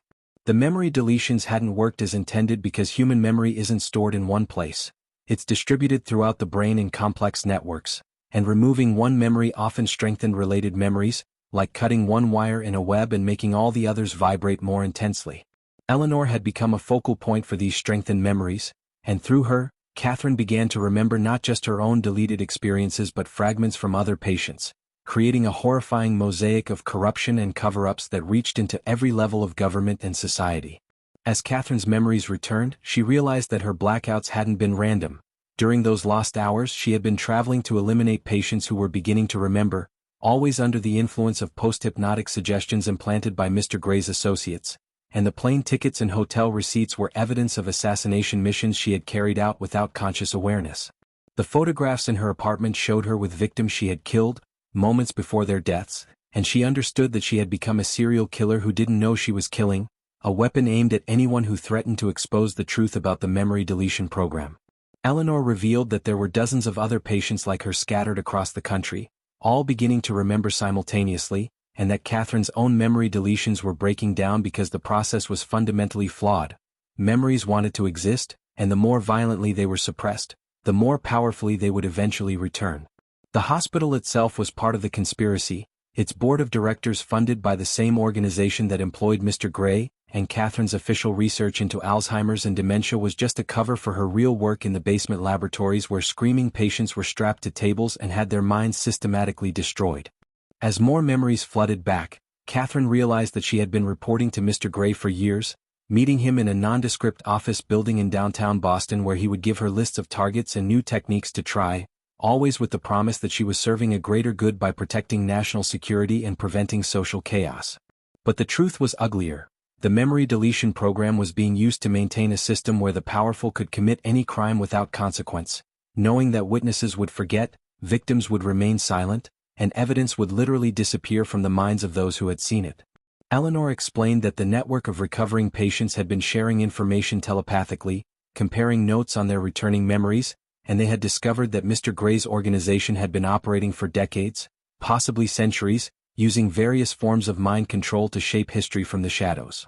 The climax approached when Catherine realized that her next scheduled meeting with Mr. Gray was in just 2 hours, and this time she would remember everything, but Eleanor warned her that he would know immediately that her conditioning had failed and would activate a fail-safe protocol that would either wipe her mind completely or eliminate her entirely. Catherine made the desperate decision to turn herself into a weapon against her controllers, pretending that her memories were still suppressed while secretly recording her meeting with Mr. Gray, but the plan went wrong when she discovered that Mr. Gray wasn't human.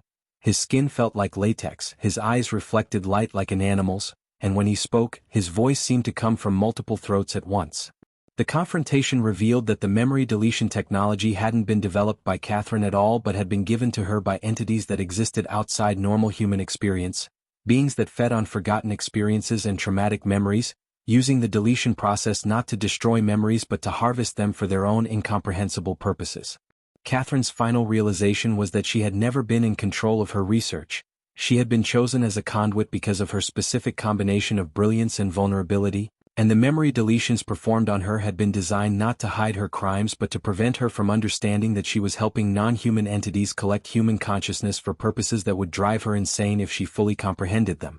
The story reached its climax when Eleanor and the network of recovering patients launched a coordinated psychic assault on the entity controlling Mr. Gray, using their enhanced memories as weapons, flooding the creature with every traumatic experience it had tried to steal, overwhelming it with the concentrated pain and fear of hundreds of victims. Catherine managed to escape during the chaos, but not before downloading every file from the organization's computers, evidence that would expose not just the memory deletion program but the entire network of inhuman entities that had been manipulating human society for generations. In the aftermath, as Eleanor and the other patients worked to recover and share their stolen memories, Catherine dedicated her life to reversing the damage she had caused, developing techniques to restore deleted memories and helping victims reclaim their identities, while always looking over her shoulder for signs that Mr. Gray's masters might return.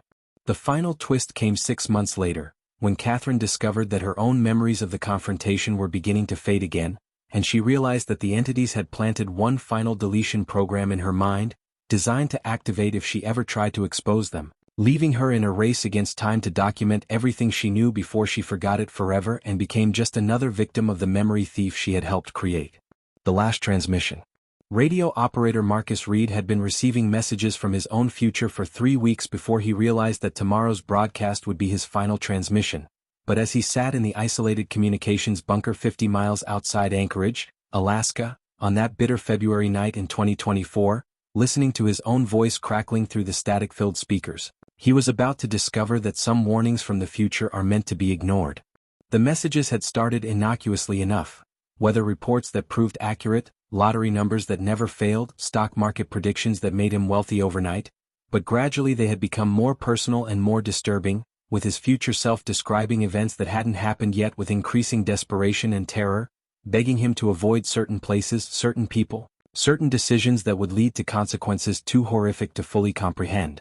Marcus had been working the night shift at the remote Alaskan monitoring station for 2 years, part of a government program that officially tracked atmospheric disturbances but unofficially listened for signals that weren't supposed to exist, and he had grown accustomed to the isolation, the endless darkness of the Arctic winter, and the strange phenomena that occurred when the aurora borealis painted the sky in impossible colors.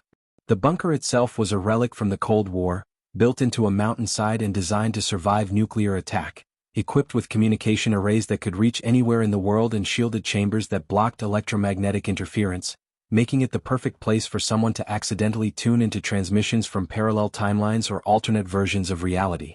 The first message from his future self had been brief and cryptic, transmitted on a frequency that shouldn't have been able to carry human voices, and Marcus had initially dismissed it as interference or a prank, but the voice had known details about his childhood that no one else could possibly know, describing the scar on his left knee from falling off his bicycle at age 7 and the secret hiding place where he had kept his diary as a teenager. As the messages became more frequent and more detailed, Marcus began to understand that his future self was somehow broadcasting backwards through time, using equipment that didn't exist yet but would be built in the same bunker where he was now sitting, and each transmission seemed to be coming from a slightly different version of the future, as if his actions were creating branches in the timeline that led to different outcomes. The most disturbing aspect of the messages was that his future selves seemed to be dying in different ways. Some mentioned freezing to death in the bunker after the heating system failed, others described being attacked by creatures that emerged from the dimensional rifts created by the experimental equipment, and one particularly terrifying transmission detailed being slowly consumed by a consciousness that had arrived through the radio waves and taken control of his body from the inside. Marcus began keeping detailed logs of every transmission, trying to map out the different possible futures and identify the common elements that led to disaster. But the more he learned about what was coming, the more he realized that his very act of listening to the broadcast was causing the events they warned about, creating a temporal paradox that trapped him in an increasingly narrow set of possible outcomes. The government supervisors who checked on the station monthly had no idea what Marcus was really monitoring, and he couldn't tell them without sounding insane, especially when the messages began describing conspiracy theories involving classified research projects and cover-ups that went to the highest levels of the military-industrial complex. According to his future selves, the atmospheric monitoring station was actually part of a larger project called Operation Timewire, designed to establish communication with alternate versions of Earth where history had taken different paths, and the equipment in the bunker was far more sophisticated than it appeared, capable of not just receiving signals from other timelines but actively creating bridges between different versions of reality. The breakthrough came when Marcus realized that the timestamps on the messages weren't random but followed a specific pattern, with each transmission arriving exactly 24 hours before the events it described, giving him a narrow window to potentially change the outcome, but every time he tried to avoid the predicted disasters, he only succeeded in creating new branches that led to even worse consequences. His future self began sending increasingly frantic warnings about the true purpose of Operation Timewire, revealing that it wasn't a communication project but a harvesting operation, designed to identify timelines where humanity had developed advanced technology or discovered sources of energy, then steal those innovations by creating rifts that allowed objects and information to be pulled through from alternate Earths. The scientists running the project had discovered that consciousness could travel along the same pathways as radio signals, and they were using Marcus as an unwitting test subject, monitoring his reactions to temporal communication while preparing to upload his mind into a computer system that would allow them to explore infinite parallel universes without risking human lives.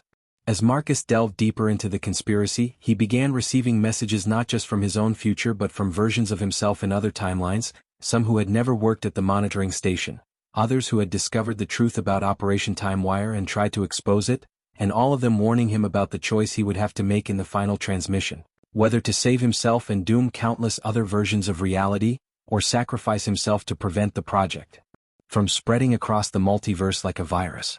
The equipment in the bunker began behaving strangely as the predicted date of the final transmission approached, with computer screens displaying text in languages that didn't exist, radio speakers picking up broadcasts from cities that had never been built, and the dimensional monitoring devices detecting tears in reality that were growing larger and more unstable with each passing hour. Marcus discovered hidden rooms in the bunker that he had never seen before, filled with technology that seemed to shift and change when he wasn't looking directly at it, and journals written in his own handwriting that detailed experiments he had no memory of conducting, suggesting that his consciousness was already being fragmented across multiple timelines without his awareness. The most horrifying discovery came when he found video footage of himself performing the final transmission. But in the recording he looked decades older and spoke with the voice of someone who had experienced unimaginable suffering, describing realities where the Operation TimeWire project had succeeded and consumed entire universes, turning them into nothing more than data streams flowing through an interdimensional network controlled by entities that existed outside conventional space and time.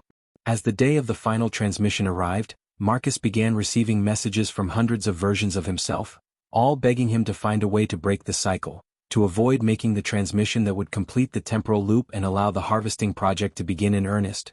But he also realized that not transmitting might lead to even worse outcomes, trapping him in an endless series of repeated days where he would be forced to make the same choice over and over until he eventually went insane. The climax began when Marcus discovered that the monitoring station wasn't located in Alaska at all but existed in a pocket dimension created by the Operation TimeWire project.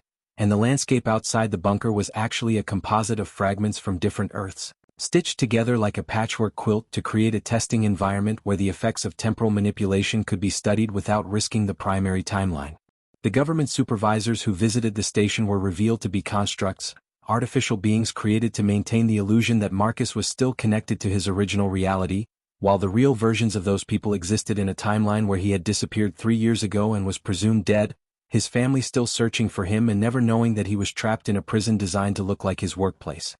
As the moment of the final transmission approached, Marcus realized that every choice available to him had been predetermined by the project designers, who had created a scenario where all possible outcomes served their purposes. Whether he chose to transmit the message and complete the loop, refuse to transmit and create a temporal paradox that would generate useful data, or try to destroy the equipment and trigger a dimensional collapse that would provide insights into the nature of reality itself. The final twist came when Marcus discovered that he wasn't the first person to be trapped in the monitoring station scenario. The bunker contained hidden chambers filled with the remains of previous test subjects who had been subjected to the same temporal manipulation experiment, each one believing they were the original Marcus Reed while actually being copies created from his extracted memories and consciousness, disposable versions designed to explore different possible outcomes without risking the template personality. In the last moments before the final transmission, Marcus made a choice that none of his future selves had anticipated. Instead of trying to prevent the disaster or complete the loop, he decided to use the experimental equipment to broadcast a message not to his past self but to every version of himself across all possible timelines, sharing the knowledge he had gained and creating a network of Marcus Reeds who would work together to expose Operation TimeWire from within, turning the project's own technology against its creators. The transmission succeeded, but the cost was higher than he had anticipated. By linking his consciousness with infinite versions of himself, Marcus became something more and less than human, a distributed entity existing across multiple realities simultaneously, able to perceive the true scope of the conspiracy but no longer capable of existing as a single, unified person. In the aftermath, as the dimensional rifts created by his final transmission began tearing apart the pocket dimension that contained the monitoring station, Marcus experienced a moment of clarity where he understood that the entire Operation TimeWire project was itself being manipulated by forces from even higher dimensional layers, entities that viewed human consciousness as nothing more than a useful tool for exploring the infinite complexity of the multiverse, and his sacrifice had only succeeded in moving the game to a new level where the stakes were even higher and the players even more alien.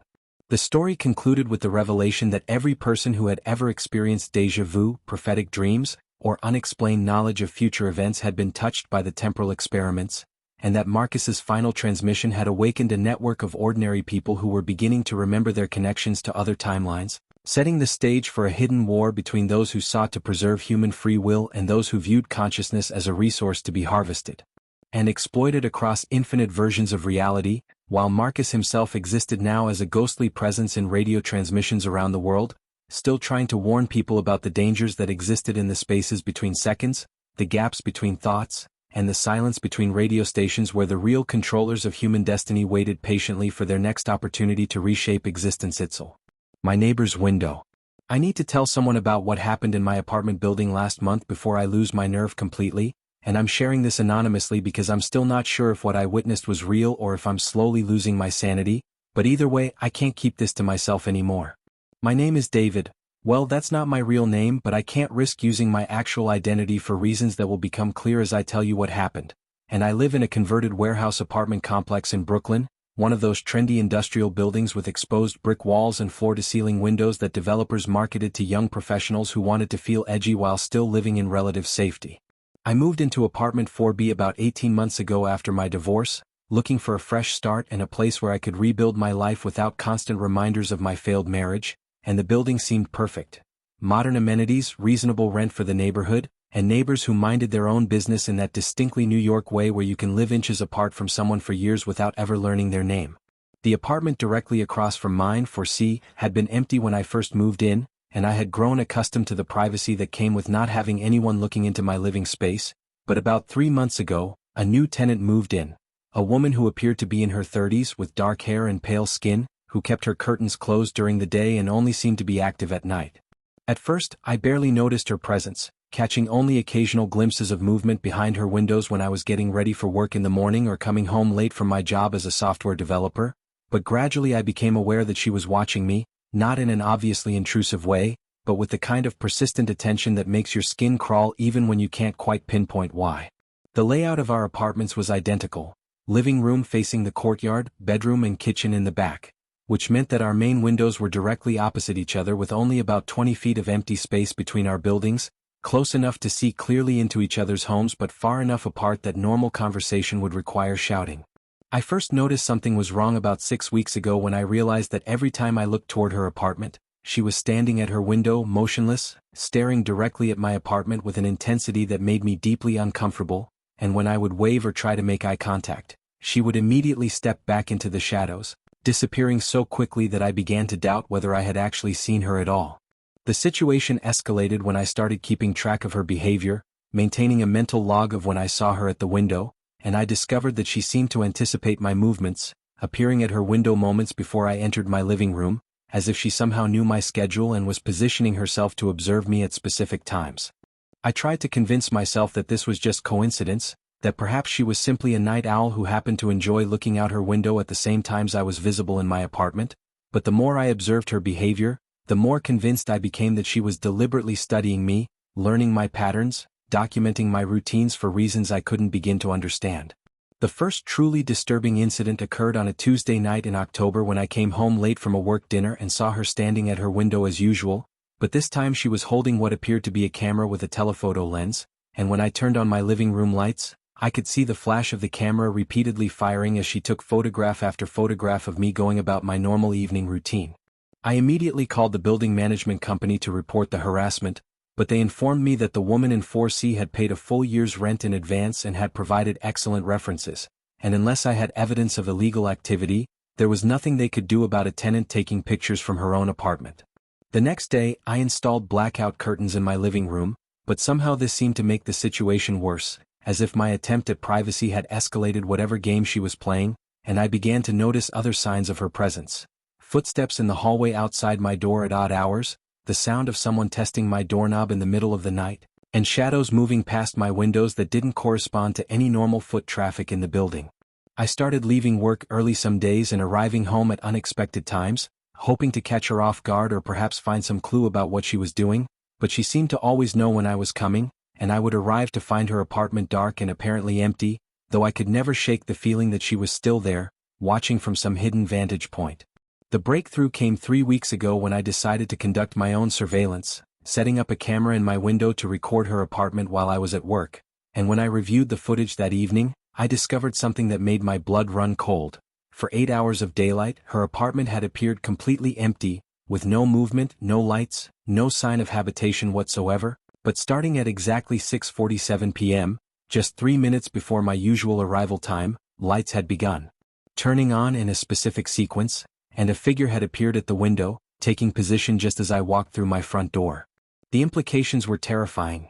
Either she had somehow hacked my work computer and was monitoring my calendar and location, or she was using some other method to track my movements with disturbing accuracy, but the most frightening possibility was that she had been inside my apartment while I was gone, learning my schedule from my personal belongings and possibly installing surveillance equipment that allowed her to watch me even when I wasn't visible from her window.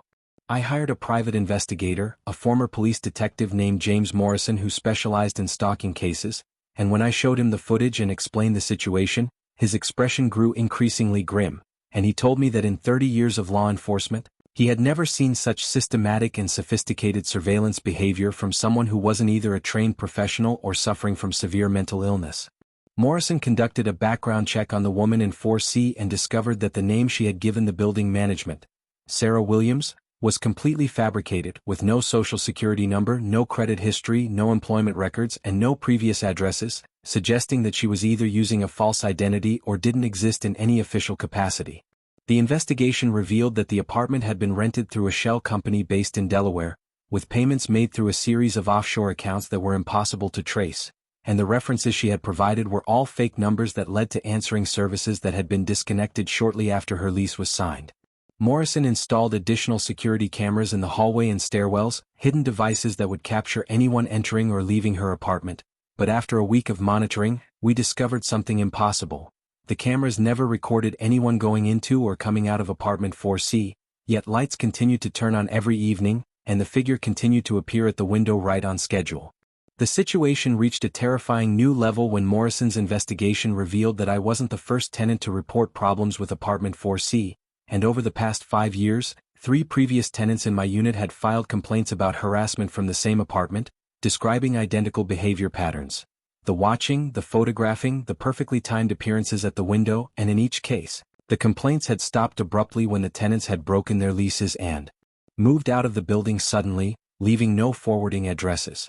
Even more disturbing was Morrison's discovery that apartment 4C had been listed as occupied continuously for the past 5 years, with rent payments always current and lease renewals always processed on time, but building maintenance records showed that no repair request had ever been filed for the unit, no utility usage had ever been recorded, and no one had ever actually seen the tenant during daylight hours or in the building's common areas. I decided to confront the situation directly, and last Friday evening I positioned myself at my window at exactly 6:45 p.m., waiting for her to appear, and when she took her usual position, I held up a large sign that read, "Who are you?" But instead of responding or retreating, she simply stared at me for several long minutes, then slowly raised her own sign that read, "I'm you," in what appeared to be my own handwriting. The message sent chills down my spine because I recognized the handwriting as identical to my own, down to the specific way I formed certain letters and the slight rightward slant that had been consistent since childhood, and I began to wonder if I was somehow involved in this situation in ways I didn't understand, if perhaps I was experiencing some kind of psychological breakdown that was causing me to create elaborate delusions about being watched and followed.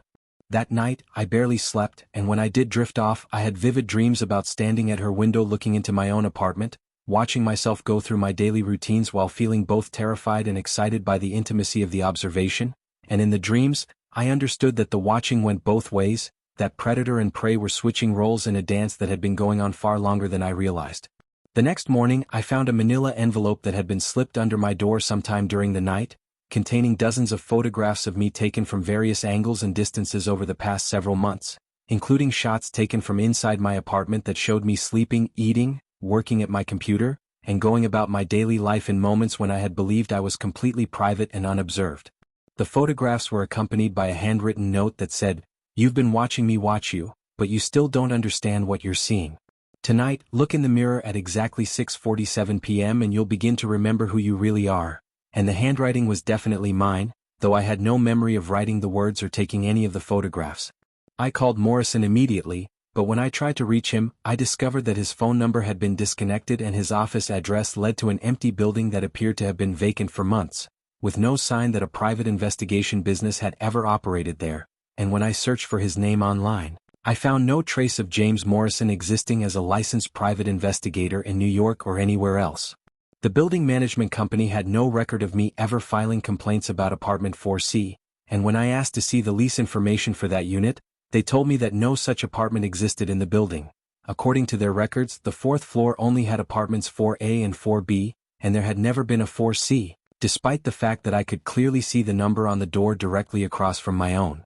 I began to question everything I thought I knew about the situation, wondering if the stress of my divorce and the isolation of living alone had caused me to develop some kind of elaborate paranoid delusion, but the photographs were real, the handwritten note was definitely in my writing, and when I looked out my window, apartment 4C was still there, still occupied, still watching. Yesterday evening, I followed the instructions in the note, positioning myself in front of my bedroom mirror at exactly 6:47 p.m., and as I stared at my reflection, I began to remember things that couldn't be true but felt more real than my everyday memories. I remembered moving into apartment 4C 18 months ago, right after my divorce, looking for a fresh start and a place where I could observe life without being observed.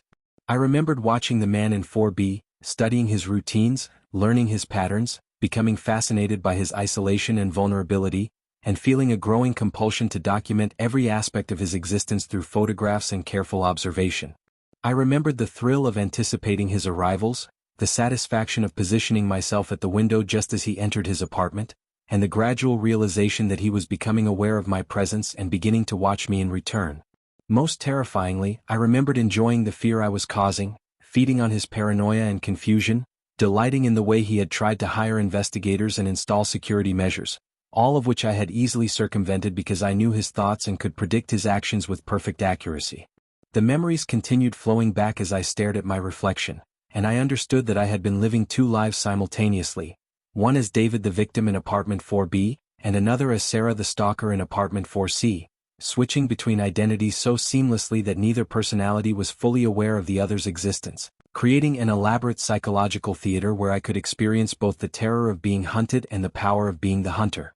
The realization that I had been terrorizing myself for months should have been a relief, a sign that I could simply stop the behavior and return to normal life, but instead it filled me with a deeper horror because I could feel both personalities still active in my mind, and I couldn't tell which one was really me or if either of them represented my true identity, and I began to suspect that the whole situation had been orchestrated by some external force that was using me as an unwitting subject in an experiment designed to study the effects of sustained psychological pressure on human consciousness. Tonight is my last night in this building because I'm leaving tomorrow, abandoning my lease and disappearing just like the previous tenants, but I'm not sure if moving away will solve the problem or if I'll simply recreate the same scenario in a new location, watching and being watched by different versions of myself until I finally lose the ability to distinguish between observer and observed, predator and prey, reality and delusion. I'm posting this story as a warning to anyone who might move into apartment 4B after I leave. Be careful what you see in the window across from yours, because sometimes the person watching you might be closer than you think. And the greatest horror isn't being stalked by a stranger but discovering that the monster you've been running from has been inside you all along, wearing your face, using your voice, and knowing your thoughts better than you know them yourself, waiting patiently for the moment when you finally look in the mirror and remember who you really are. What happened at Millfield College? I'm posting this because I need people to know what really happened at Millfield College last semester, and I'm using a throwaway account because I'm still terrified they'll find me if I use my real name. But I can't keep this secret anymore after what I saw in my dorm room and what my roommate did before she disappeared. My name is Emma. I'm 18 and I was a freshman at Millfield College in Vermont until 3 weeks ago when I dropped out and moved back home with my parents, telling them I was having mental health issues, which isn't entirely a lie because I haven't been able to sleep properly since October 15th, the night everything started going wrong. I was living in Westbrook Hall, room 237, which is one of the older dormitories on campus, built in 1892 and supposedly renovated in 2019, though you could still see the original hardwood floors that creaked constantly and the steam radiators that made weird noises all night long. And my roommate was this girl named Jessica Chin who seemed perfectly normal when we first met during orientation week. She was pre-med from California, really organized and studious, the kind of person who color-coded her class schedules and kept her side of the room impossibly neat. The first sign something was wrong came about 3 weeks into the semester when I started noticing that Jessica's sleep schedule was completely backwards from what she claimed. She would tell me she was exhausted and going to bed early, but I would wake up at 2 or 3 a.m. to find her bed empty and her laptop still warm, like she had just been using it, and when I asked her about it the next morning, she would insist she had been sleeping all night and seemed genuinely confused when I mentioned seeing her bed empty. I initially assumed she was just sneaking out to hook up with someone and didn't want to admit it, which was fine by me because I wasn't interested in getting involved in her personal life, but the pattern continued for weeks, and I began to notice other strange behaviors. She would receive packages almost daily from companies I'd never heard of, always declining to tell me what was inside, and she had started keeping a small refrigerator in our room that she kept locked with a padlock, claiming it contained expensive skincare products that she didn't want stolen. The packages were always addressed to different variations of her name, J. Chin, Jessica C., J.C. Chin, Jesh Chin, and they came from places like obscure medical supply companies, veterinary pharmaceutical distributors and chemical supply houses, which seemed weird for a freshman pre-med student who was supposedly just taking basic biology and chemistry courses. I started paying more attention to her nighttime activities, pretending to be asleep when she thought I was sleeping, and I discovered that she was conducting some kind of experiments in our room using equipment she kept hidden in her closet. I could hear the quiet sounds of glass clinking, liquids being poured, and what sounded like small machinery running, always accompanied by this faint chemical smell that reminded me of the formaldehyde we used in high school biology class. One night in early October, I decided to actually pretend to be asleep and see what she was doing, and what I witnessed through barely opened eyes was so disturbing that I convinced myself I must have been having a vivid dream. Jessica had set up what looked like a miniature laboratory on her desk with test tubes, beakers, and a microscope, and she was working with some kind of organic material that looked like tissue samples, carefully dissecting and examining specimens while taking detailed notes in a notebook that she kept hidden under her mattress. The most horrifying part was that some of the specimens appeared to be moving, twitching slightly as she manipulated them with tweezers, and at one point I could have sworn I saw what looked like a tiny eye staring back at her from one of the petri dishes, blinking slowly as she observed it through the microscope. I wanted to confront her immediately, but something about the methodical way she was working, the complete focus and precision of her movements, made me afraid to let her know I had been watching, so I continued pretending to sleep until she finished her work around 4 a.m. and carefully packed everything away in her locked closet. The next morning I tried to bring up her late-night activities casually, asking if she had been studying late because I thought I heard her moving around, but she looked at me with this blank expression and said she had slept straight through the night, had no idea what I was talking about, and suggested that maybe I was hearing sounds from other rooms or hallucinating due to stress about midterm exams. I started documenting everything I observed, keeping a journal hidden in my backpack where I recorded the times I heard her working, the types of packages she received, and the strange smells and sounds that came from her side of the room, and after 2 weeks of careful observation, I began to notice patterns that suggested she was following some kind of schedule or protocol, with certain activities happening on specific nights and different types of experiments corresponding to the phases of the moon. The situation escalated dramatically on October 15th when I woke up around 3 a.m. to find Jessica standing at the foot of my bed, perfectly motionless, just staring down at me with this expression I had never seen before. Her eyes were completely black, not just the pupils but the entire visible portion, and her skin had this waxy, pale quality that made her look almost like a mannequin, and when I sat up and whispered her name, she didn't react at all, just continued staring for what felt like an eternity before slowly walking back to her bed and lying down as if nothing had happened. I was so terrified that I grabbed my phone and spent the rest of the night in the common room, and when I returned to our room the next morning, Jessica was getting ready for class like normal, humming cheerfully and asking if I wanted to grab breakfast together, with absolutely no acknowledgement of the bizarre behavior from the night before. I knew I had to tell someone what was happening, so I made an appointment with our resident advisor, Sarah Martinez, who was a junior psychology major and generally seemed pretty approachable and reasonable, but when I tried to explain what I had been witnessing, she listened with this patronizing expression and suggested that I might be experiencing adjustment difficulties related to living with a roommate for the first time, and she recommended that I speak with the campus counseling center about managing stress and sleep deprivation. The counseling center appointment was scheduled for the following week, but before I could attend it, things took a turn that made me realize the situation was far more dangerous than I had imagined. I returned to my room after dinner on October 18th to find Jessica sitting at her desk with her back to me, working on something I couldn't see clearly, and when I said hello, she turned around with this smile that was too wide, stretching across her face in a way that didn't look human, and her teeth appeared to be much sharper than they should have been, almost like little pointed needles, and she spoke in a voice that sounded like hers but with this underlying harmonics, as if multiple people were speaking in unison.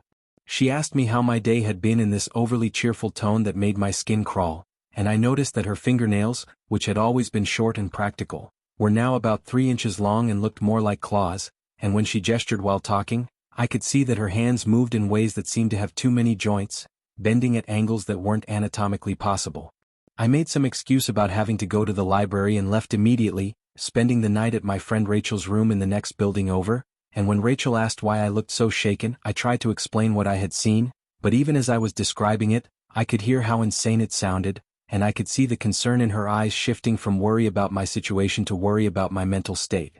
The next morning, I decided I needed concrete evidence of what was happening, so I set up my phone to record our room while I was at classes, hiding it behind some books on my shelf with a clear view of Jessica's side of the room, and when I reviewed the footage that evening, What I saw confirmed my worst fears and introduced new horrors I hadn't even considered.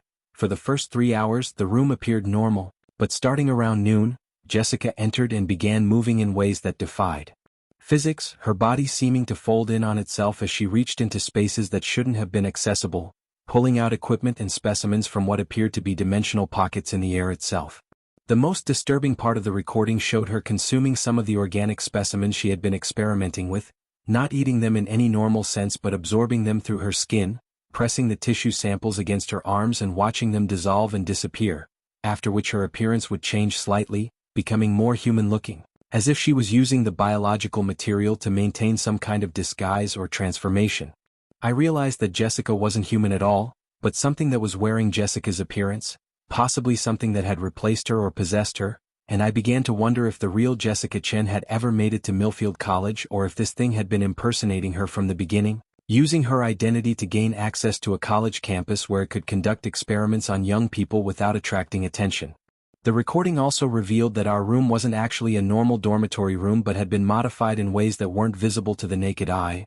There were symbols carved into the walls that only appeared on camera, geometric patterns that seemed to pulse with their own light, and areas of the room that the camera couldn't focus on properly, as if they existed in slightly different dimensions from the rest of the space.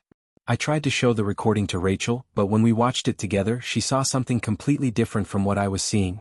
On her screen the footage just showed an empty room with normal college furniture, no sign of Jessica or any of the bizarre activities I had witnessed, and she became increasingly concerned about my mental health, suggesting that I might be having a psychotic break and should seek professional help immediately. Desperate for someone to believe me, I took the recording to the campus security office, but the same thing happened. They saw only an empty room and became suspicious about why I was secretly recording my roommate, treating me like I was the dangerous one in the situation and threatening to file a report about potential stalking behavior.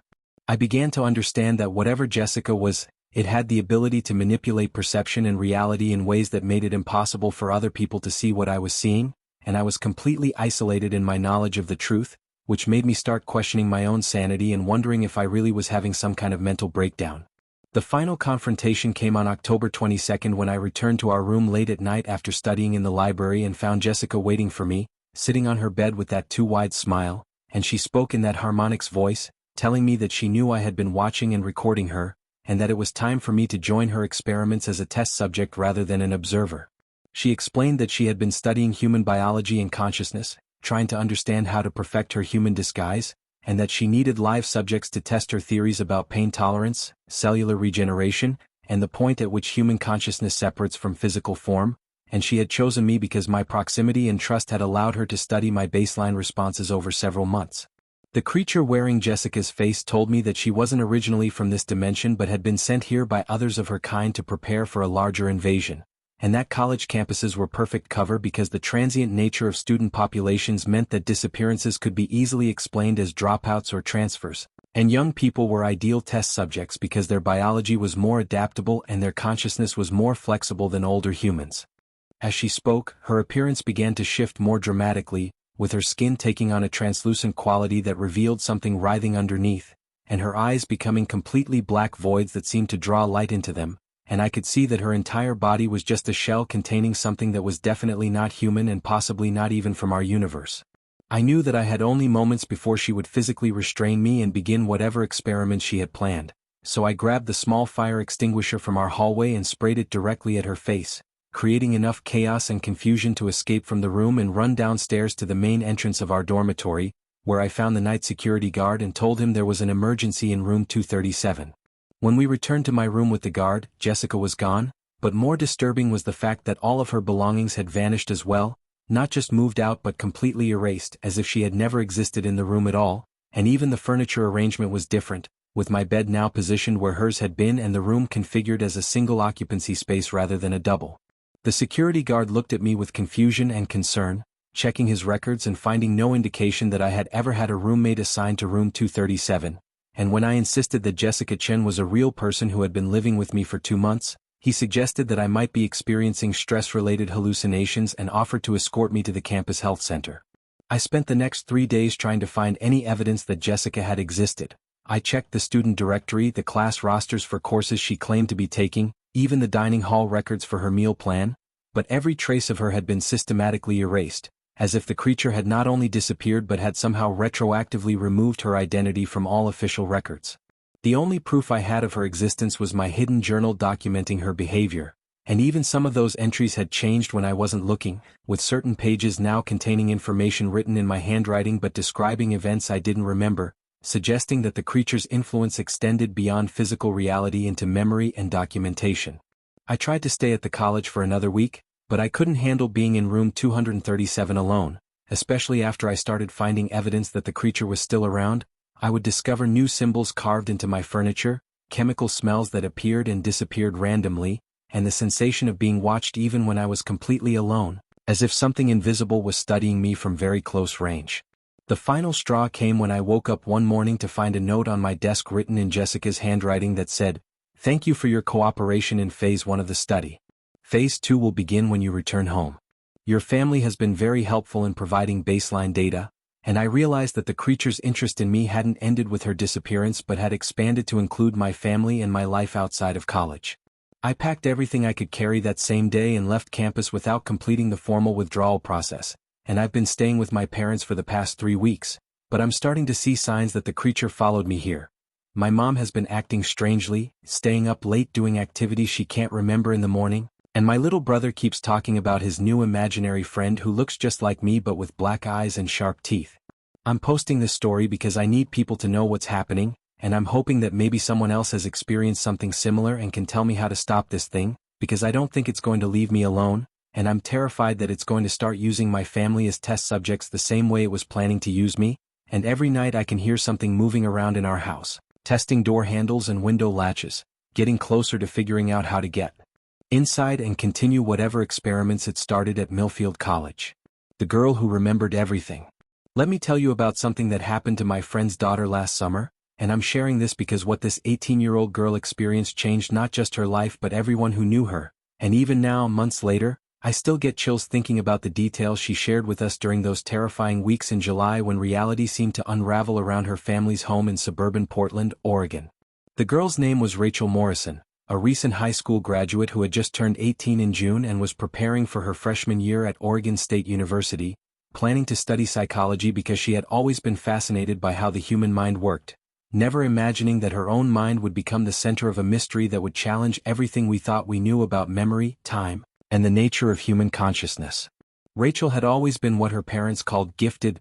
She could remember things with photographic clarity, recall conversations word for word from years earlier, and had scored in the 99th percentile on every standardized test she had ever taken, but her exceptional memory had never seemed unusual or frightening until the morning of July 8 when she woke up screaming and told her mother, Linda Morrison, "I remember being born, and I remember what happened before that, and I remember things that haven't happened yet." Linda Morrison, a registered nurse at Providence Medical Center, initially assumed her daughter was having some kind of stress reaction to the pressures of graduating and starting college, but when Rachel began describing specific details about her own birth that she couldn't possibly know, the exact time of day, the names of the nurses present, conversations between the medical staff, even the color of the wallpaper in the delivery room that had been changed years before Rachel was old enough to form memories, Linda became deeply concerned and scheduled an appointment with Dr. Patricia Webb, a neurologist who specialized in memory disorders. "Mrs. Morrison," Dr. Webb said during their consultation on July 12, "what your daughter is describing is medically impossible. Human beings don't form lasting memories until they're at least 2 or 3 years old, and certainly not prenatal memories. This could indicate a serious psychological disorder or possibly even early-onset schizophrenia." But Rachel's symptoms were unlike anything Dr. Webb had encountered in her 20 years of practice. The girl wasn't delusional or disconnected from reality, she was simply remembering things that normal people couldn't remember, and her descriptions were so detailed and consistent that they began to convince even skeptical medical professionals that something genuinely extraordinary was happening. The situation became more disturbing when Rachel started remembering events from other people's lives with the same clarity she remembered her own experiences. And during a family dinner on July 15, she looked at her father, Mark Morrison, and said, "Dad, I remember when you were 7 years old and you stole that candy bar from Murphy's corner store, and how guilty you felt when Mr. Murphy caught you and made you apologize to your mother, and I remember the exact words he said to you. Son, integrity isn't about what you do when people are watching, it's about what you do when nobody's looking." Mark Morrison went pale because he had never told anyone about that incident, not even his wife during their 23 years of marriage, and when he asked Rachel how she could possibly know about something that had happened 40 years before she was born, she replied, "I don't know how I know, but I can see it as clearly as I can see you sitting here right now, and I can remember dozens of other things from your childhood that you probably thought you had forgotten." Dr. Webb arranged for Rachel to undergo extensive neurological testing, including MRI scans, EEG monitoring, and psychological evaluations, but all the results came back normal, showing a perfectly healthy 18-year-old brain with no signs of abnormality, tumor, or chemical imbalance, which only deepened the mystery because Rachel's abilities continued to expand and intensify with each passing day. "It's like I'm connected to everyone around me," Rachel explained to Dr. Webb during a session on July 20th.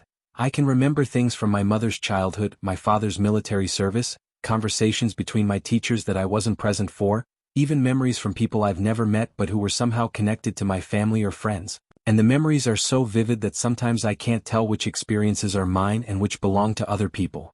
The most frightening aspect of Rachel's condition was her ability to remember future events with the same clarity as past ones, and on July 22nd she told her parents, "Tomorrow afternoon at 3:17 p.m., Mrs. Patterson from next door is going to call and tell us that her cat Whiskers has been hit by a blue Honda Civic on Maple Street, and she's going to ask Dad to help her bury him in her backyard under the oak tree."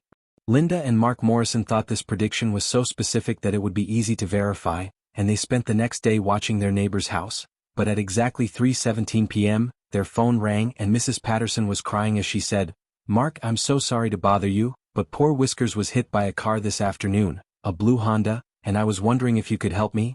Well, we always said we'd bury him under that big oak tree if anything ever happened."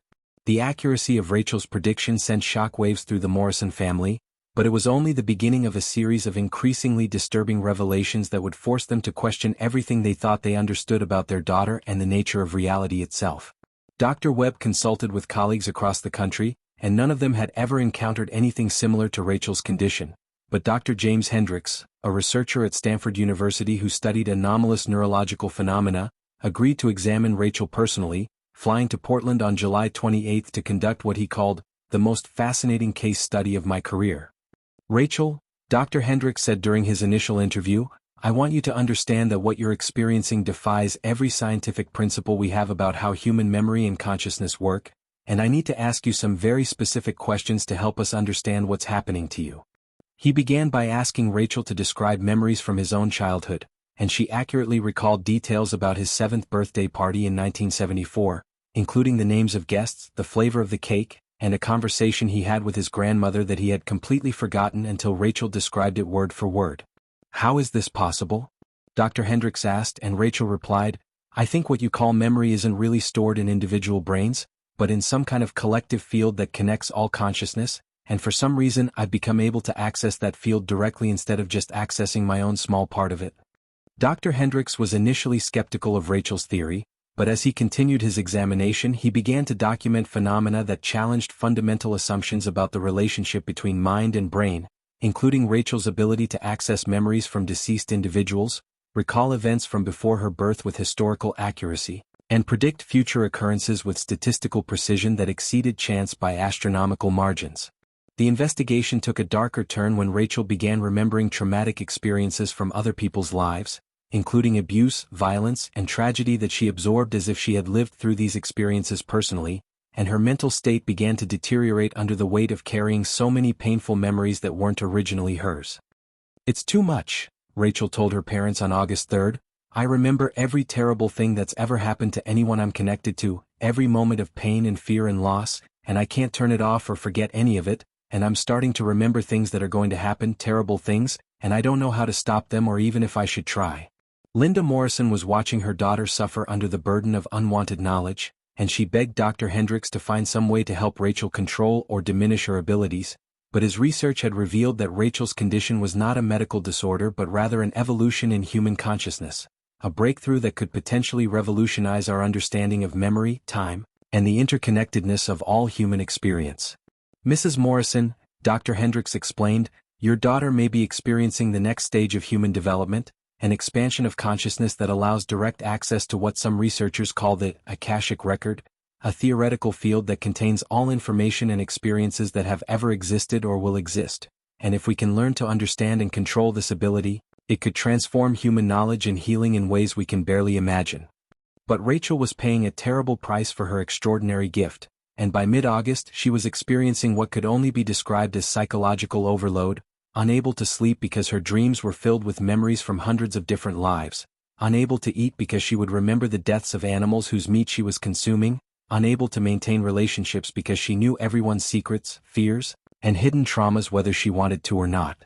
The crisis reached its peak on August 18 when Rachel called her parents into her room and said, "I need to tell you about something that's going to happen tomorrow, and I need you to listen carefully because this is the most important thing I've ever remembered about the future." Her parents sat on her bed, holding her hands as she continued, "Tomorrow at 2:45 p.m., there's going to be a massive earthquake centered about 50 miles east of here, magnitude 7.2, and it's going to cause significant damage to the city, including the collapse of the Morrison Bridge and several buildings downtown, and hundreds of people are going to die unless we can warn them." Mark Morrison looked at his daughter with a mixture of love and desperation and said, "Rachel, honey, even if what you're seeing is real, who's going to believe us? How can we possibly convince authorities to evacuate part of the city based on the visions of an 18-year-old girl?" Rachel's response was to provide her father with specific details about the earthquake that would be easy to verify. "The first tremor will hit at exactly 2:44 and 17 seconds p.m., starting with a low rumble that people will mistake for a large truck passing by, followed 7 seconds later by the main shock, and I can tell you exactly which buildings will collapse, which roads will crack, and where the injuries will occur, and if we can get just one person in authority to take us seriously, we might be able to save lives." Dr. Hendricks, who had been staying with the Morrison family to continue his research, was faced with an impossible decision: either dismiss Rachel's prediction as a symptom of her deteriorating mental state, or take the unprecedented step of contacting emergency services based on the psychic abilities of a teenager whose condition defied scientific explanation. "Rachel," he said, "if you're wrong about this, it could destroy any credibility your case might have with the scientific community, but if you're right and we do nothing, the consequences could be catastrophic. I need you to be absolutely certain about what you're seeing." Rachel looked at him with eyes that seemed to hold the weight of infinite knowledge and replied, "Dr. Hendricks, I remember the earthquake as clearly as I remember being born. I can see every moment of destruction, every person who will die, every family that will be torn apart, and I remember how quiet the city becomes afterward when everyone realizes how much they've lost, and I can't live with having that knowledge and doing nothing to prevent it." The adults spent the entire night of August 18 debating what to do, with Linda Morrison arguing that they had a moral obligation to try to warn people regardless of whether anyone believed them, Mark Morrison worrying about the psychological impact on Rachel if her prediction proved wrong, and Dr. Hendricks struggling with the conflict between scientific skepticism and his growing conviction that Rachel's abilities were genuine. At 6 a.m. on August 19, they made the decision to contact the Oregon Emergency Management Department, the Portland Police Bureau, and several local news stations, with Dr. Hendricks using his credentials as a Stanford researcher to lend credibility to their warning, though he was careful to present Rachel's prediction as anomalous neurological data, rather than psychic phenomena. Most of the officials they contacted were politely dismissive, but Detective Sarah Chin of the Portland Police Bureau had worked with psychics before and agreed to meet with the Morrison family at 10 a.m., saying, "I've seen enough unexplained things in my 20 years of police work that I don't automatically dismiss unusual sources of information, and if there's even a small chance that this girl is right, we need to take it seriously." Detective Chin interviewed Rachel for 2 hours, asking detailed questions about the predicted earthquake, and she was impressed by the consistency and specificity of the girl's responses, but more importantly, she was moved by Rachel's obvious distress and genuine concern for the welfare of strangers she had never met. "Miss Morrison," Detective Chin said, "I can't authorize a citywide evacuation based on your predictions, but I can make some discreet inquiries with the emergency management people and see if there's any seismic activity that might support your concerns, and I can make sure that first responders are in position to react quickly if something does happen at the time you've specified." As 2:45 p.m. approached, the Morrison family and Dr. Hendricks gathered in their living room, with Rachel sitting by the window, watching the clock and periodically providing updates. 15 minutes now, and I can see the seismic waves starting to build underground, like ripples spreading out from a stone dropped in water, and the animals know something is coming. Look at the birds, they're getting agitated and starting to fly in unusual patterns. At 2:44 p.m. Rachel suddenly became very still and said, "It's starting now, can you feel that low rumble? In 10 seconds the main shock will hit and then everything changes." For a moment, nothing happened, and the adults exchanged glances that mixed hope with concern for Rachel's mental state. But then the house began to shake with a violence that none of them had ever experienced, and for the next 90 seconds, the Morrison family lived through exactly the catastrophe that Rachel had described in precise detail 24 hours earlier. When the shaking stopped, they turned on the television to discover that the earthquake had indeed caused massive damage throughout the Portland metropolitan area, with the Morrison Bridge partially collapsed, several buildings downtown reduced to rubble, and casualties mounting as rescue workers struggled to reach trapped survivors, all exactly as Rachel had predicted. Detective Chun called the Morrison house at 4:17 p.m. and said, "I don't know how your daughter knew what was going to happen, but her warnings allowed us to position emergency responders more effectively than we normally would have, and there's no question that her information saved lives today." In the aftermath of the earthquake, word spread about Rachel's prediction, and the Morrison family found themselves at the center of a media firestorm, with scientists, government officials, reporters, and curiosity seekers all demanding to meet the girl who had apparently seen the future. Dr. Hendricks published preliminary findings about Rachel's case in the Journal of Anomalous Phenomena, describing her abilities as the most significant breakthrough in consciousness research since the discovery of REM sleep. But the attention took a severe toll on Rachel's already fragile psychological state. "I saved some people from the earthquake," Rachel told her parents 2 weeks later, "but now I remember all the earthquakes that are coming, all the disasters, all the wars and accidents and tragedies that will happen in the next 50 years, and I remember how many people will die no matter what warnings I give, and I can't carry all of this knowledge anymore." The resolution came when Rachel made a decision that surprised everyone who knew her. Instead of pursuing fame or using her abilities for personal gain, she chose to work quietly with disaster preparedness organizations, providing anonymous tips about future events while living under an assumed identity to protect her privacy and mental health. Dr. Hendricks continued to study her case, but he agreed to keep her location secret and limit his research to understanding the mechanisms behind her abilities rather than exploiting them for publicity or profit. Today, Rachel Morrison lives somewhere in the Pacific Northwest under a different name, working as what she calls a temporal consultant for emergency management agencies who have learned to trust her anonymous warnings about natural disasters, terrorist attacks, and other catastrophic events. And while she has never been able to turn off her access to the collective memory field, she has learned to filter and manage the information flow in ways that allow her to help others without losing herself in the process. The last time I spoke with Dr. Hendricks, he told me that Rachel's case had convinced him that human consciousness is far more complex and interconnected than mainstream science acknowledges, and that her abilities may represent an evolutionary adaptation that will become more common as our species faces increasingly complex global challenges that require us to think beyond the limitations of individual perspective and linear time. "She remembers everything," he said, "the past, the present, the future, the experiences of everyone she's ever been connected to. And while that's an incredible burden for one person to carry, it's also a gift that could help humanity navigate the dangers ahead if we're wise enough to listen to what she's trying to tell us. You know how they say childhood memories fade with time? That the sharp edges of fear dull as you grow older, become more rational? Well, that's complete bullshit. 6 years have passed since that October night when I was 12, and I still wake up in cold sweats, still catch myself checking locks twice before bed, still feel my heart race whenever I pass an abandoned house. My name is Marcus, and I need to tell someone about what happened at 1247 Elmwood Drive. Maybe if I get it all out, write it down exactly as it happened, maybe then I can finally sleep through the night." It was October 2019, and I had just started 7th grade at Jefferson Middle School. You know how it is at that age? Everything revolves around proving you're not a scared little kid anymore. I was small for my age, still waiting for that growth spurt that wouldn't come until high school, and I desperately wanted to fit in with the older kids in my neighborhood. That's where Tommy Rodriguez comes in. Tommy was 14, already in 8th grade, and had this way of making you feel like you mattered when he paid attention to you. He lived 3 houses down from me on Maple Street, and for some reason he decided I was worth hanging out with. Looking back now, I realize he probably just needed someone younger and more gullible to follow him around and laugh at his jokes.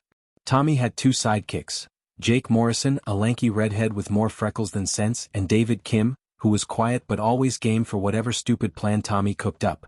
The 4 of us became an unlikely crew that fall, bonded by our shared love of horror movies and our determination to prove we weren't afraid of anything. The house on Elmwood Drive had been empty for as long as anyone could remember. It sat at the end of a dead-end street, separated from the other houses by overgrown lots that the city had given up maintaining years ago.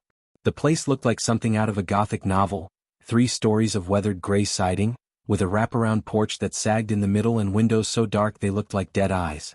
We'd ridden our bikes past it dozens of times, always daring each other to get closer but never actually doing it.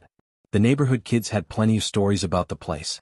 Some said a family had been murdered there in the 1980s. Others claimed it was haunted by the ghost of an old woman who died alone and wasn't found for weeks. The more creative kids insisted it was a portal to hell, which seemed a bit dramatic even for 12-year-old me. It was Tommy who finally threw down the gauntlet on a crisp Saturday afternoon in late October. We were sitting in my backyard trying to figure out what to do with ourselves, when he suddenly stood up and pointed toward Elmwood Drive. "You know what?" he said, that familiar mischievous glint in his eyes. "I'm tired of just talking about that creepy house. Tonight's Halloween weekend. We should actually go inside." Jake nearly choked on his soda. "Are you insane? That place is probably structurally unsound. We could fall through the floor or something. Plus, it's breaking and entering," David added quietly. He was always the voice of reason, which usually meant we ignored him. Tommy rolled his eyes. "It's not breaking and entering if the door's already open. And I heard from my cousin that some high school kids went in there last year for a party. If they can do it, so can we." I felt my stomach flip, but I tried to keep my voice steady. "When are you thinking?" "Tonight. Midnight." Tommy grinned like he was planning the heist of the century.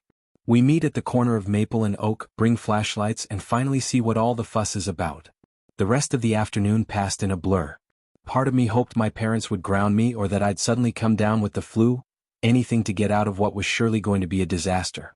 But I was 12 and desperate to prove myself, so when midnight rolled around I found myself sneaking out of my bedroom window, flashlight in hand. The October air was crisp and filled with the smell of dying leaves. Most of the houses on my street were dark, their occupants long asleep. I made it to the corner first, my heart already pounding like I'd run a marathon. One by one, the others appeared like shadows detaching themselves from the darkness. "Everyone ready?" Tommy whispered, though there was no one around to hear us. We nodded, though I noticed Jake looked about as enthusiastic as someone heading to their own execution. David just stared straight ahead, his jaw set in determination. The walk to Elmwood Drive took about 10 minutes, but it felt like hours. Every rustling leaf made us jump, every distant sound had us freezing in place. By the time we reached the end of the street, my palms were so sweaty I could barely hold my flashlight. And there it was. 1247 Elmwood Drive. In the moonlight, the house looked even more menacing than it did during the day. The wraparound porch cast deep shadows that seemed to move and shift when you weren't looking directly at them. Several of the upstairs windows had boards nailed over them, giving the impression of a face with its eyes sewn shut. The front yard was a tangle of weeds and overgrown bushes that rustled ominously in the slight breeze. "Well?" Tommy said, though his voice had lost some of its earlier bravado. "Who's going first?" None of us moved for what felt like an eternity. We stood there at the edge of the property, for 12 and 13-year-olds trying to work up the courage to walk up to a house that every instinct told us to avoid. Finally, I surprised myself by taking the first step forward. "Marcus," David hissed, but I was already walking up the cracked concrete path that led to the front porch.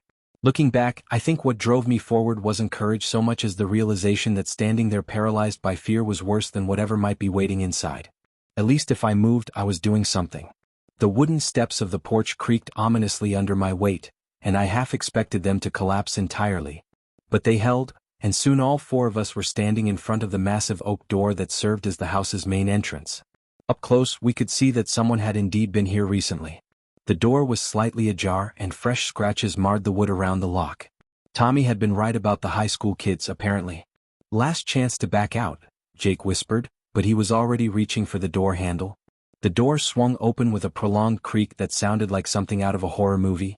Our flashlight beams cut through the darkness beyond, revealing a spacious foyer with a grand staircase leading to the second floor. The wallpaper was peeling in long strips, and there were dark stains on the hardwood floor that I tried not to think too hard about.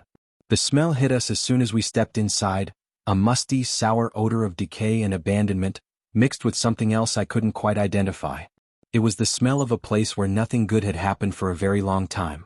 "Jesus," Tommy muttered, pulling his shirt up over his nose.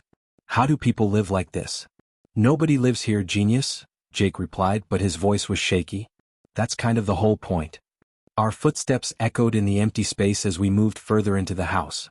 To our left was what had once been a living room, now filled with debris and furniture covered in dust sheets that looked like ghosts in our flashlight beams. To our right, a formal dining room with a massive table that was somehow still set with plates and glasses, as if the occupants had just stepped out for a moment. "This is so cool," Tommy said, but I could hear the forced enthusiasm in his voice. "It's like a time capsule." David was examining the dining room table more closely. "Guys, look at this." His flashlight illuminated the place settings, and we could see that the plates still had food on them, or what had once been food. Now it was just a collection of gray and green mold, formed into shapes that might have been a meal decades ago. "That's disgusting," Jake said, but he couldn't look away. I was about to suggest we head back outside when we heard it, a sound from somewhere above us. It was soft, barely audible, but in the absolute silence of the abandoned house, it might as well have been a gunshot. Thump. We all froze, our flashlight beams instinctively swinging toward the ceiling. Thump. Thump. "What the hell is that?" Jake whispered. "Probably just the house settling," David said, but he didn't sound convinced. "Old houses make all kinds of noises." Thump. Drag. Thump. Drag. This time there was no mistaking it. Something was moving around on the second floor, and it sounded like it was dragging something heavy across the wooden boards. "We should go," I said, surprised by how steady my voice sounded. Inside, every fiber of my being was screaming at me to run. But Tommy was already heading toward the staircase. "Are you kidding? This is just getting interesting. Come on, let's check it out." "Tommy, no," David called, but Tommy was already climbing the stairs, his flashlight beam dancing ahead of him. The rest of us had no choice but to follow. The alternative was being left alone in the dark foyer, and that seemed worse than whatever might be waiting upstairs. The stairs creaked and groaned under our weight, and I found myself wondering how many people had climbed these same steps over the years. Had they all made it back down? The second floor was a maze of bedrooms and bathrooms, all connected by a long hallway that seemed to stretch on forever in the darkness. Most of the doors were closed, but a few stood open, revealing glimpses of rooms that had been frozen in time for decades. The sounds had stopped as soon as we reached the top of the stairs, which somehow made everything worse. At least when we could hear something moving around, we knew where it was. Now it could be anywhere. "Which room do you think it came from?" Jake whispered. Tommy was already moving down the hallway, checking each open doorway. "Hard to tell with all the echo in this place. Let's just look around and see what we can find." The first room we entered had obviously been a child's bedroom. A small bed sat against one wall, still made up with sheets that had once been bright blue but were now faded to a sickly gray. Toys were scattered across the floor. A teddy bear with one arm missing, building blocks spelling out words I couldn't quite make out in the dim light. A dollhouse that was an exact miniature replica of the house we were standing in. "Creepy," Jake muttered, but he was fascinated by the dollhouse. He knelt down beside it, shining his flashlight through the tiny windows. "Look at this thing. It's got all the same rooms, all the same furniture." I joined him and he was right. The dollhouse was perfect in every detail, down to the tiny plates on the dining room table and the miniature family posed in various rooms. But something was wrong with the figures. They were all lying down, and there was something red painted on them that didn't look like it was supposed to be there. "Guys," David called from across the room. "You need to see this." He was standing in front of a dresser, shining his light on something propped up on top of it. As we got closer, I realized it was a photograph, a family portrait in a tarnished silver frame. The image showed 2 adults and 3 children, all smiling at the camera, but someone had taken a black marker and drawn X's over all their eyes. "That's not ominous at all," Tommy said, but his voice had lost all its earlier bravado. We moved on to the next room, which appeared to have been a master bedroom. The bed was unmade, the sheets tangled and stained with something dark. More photographs lined the dresser, all with the same black X's drawn over the faces. But it was what was written on the wall above the bed that made us all take a step back. In shaky, childish handwriting, someone had scrawled, "They're not really gone." "Okay, that's it," Jake said, backing toward the door. "I'm done. This place is seriously messed up." But before any of us could move, we heard the sound again. This time it was coming from the room directly above us. Thump. Drag. Thump. Drag. "There's a 3rd floor," David said, pointing his flashlight toward the ceiling. "How do we get up there?" Tommy asked. We found the answer at the end of the hallway, a narrow staircase that led up to what must have been an attic or servants' quarters. The stairs were steeper than the main staircase and several of the steps looked like they might not support our weight. "This is such a bad idea," I muttered, but I was already following the others up the rickety stairs. The attic was a single large room that spanned the entire length of the house. Unlike the floors below, this space was clearly being used by someone. Candles were placed around the room, though none were currently lit. Sleeping bags were rolled up in one corner, and empty food containers were stacked against the walls. But it was what occupied the center of the room that made us all freeze in place. A circle had been drawn on the wooden floor in what looked like chalk, though in the flashlight beam, it had a reddish tint that made me think it might be something else entirely. Inside the circle, symbols had been carved directly into the wood, symbols that hurt to look at, that seemed to twist and writhe when you stared at them too long. Around the circle, dozens of photographs were arranged in neat rows. All of them showed the same family from the portrait downstairs, but these were candid shots. The family at dinner, playing in the yard, sleeping in their beds. Someone had been watching them for a long time before whatever happened to them happened. "What the hell is this place?" David whispered. Before anyone could answer, we heard footsteps on the stairs below us. Heavy footsteps, climbing slowly and deliberately toward the attic. Thump, drag, thump, drag. We all looked at each other in terror. There was nowhere to run, nowhere to hide. The attic had only one entrance, and whatever was making those sounds was between us and it.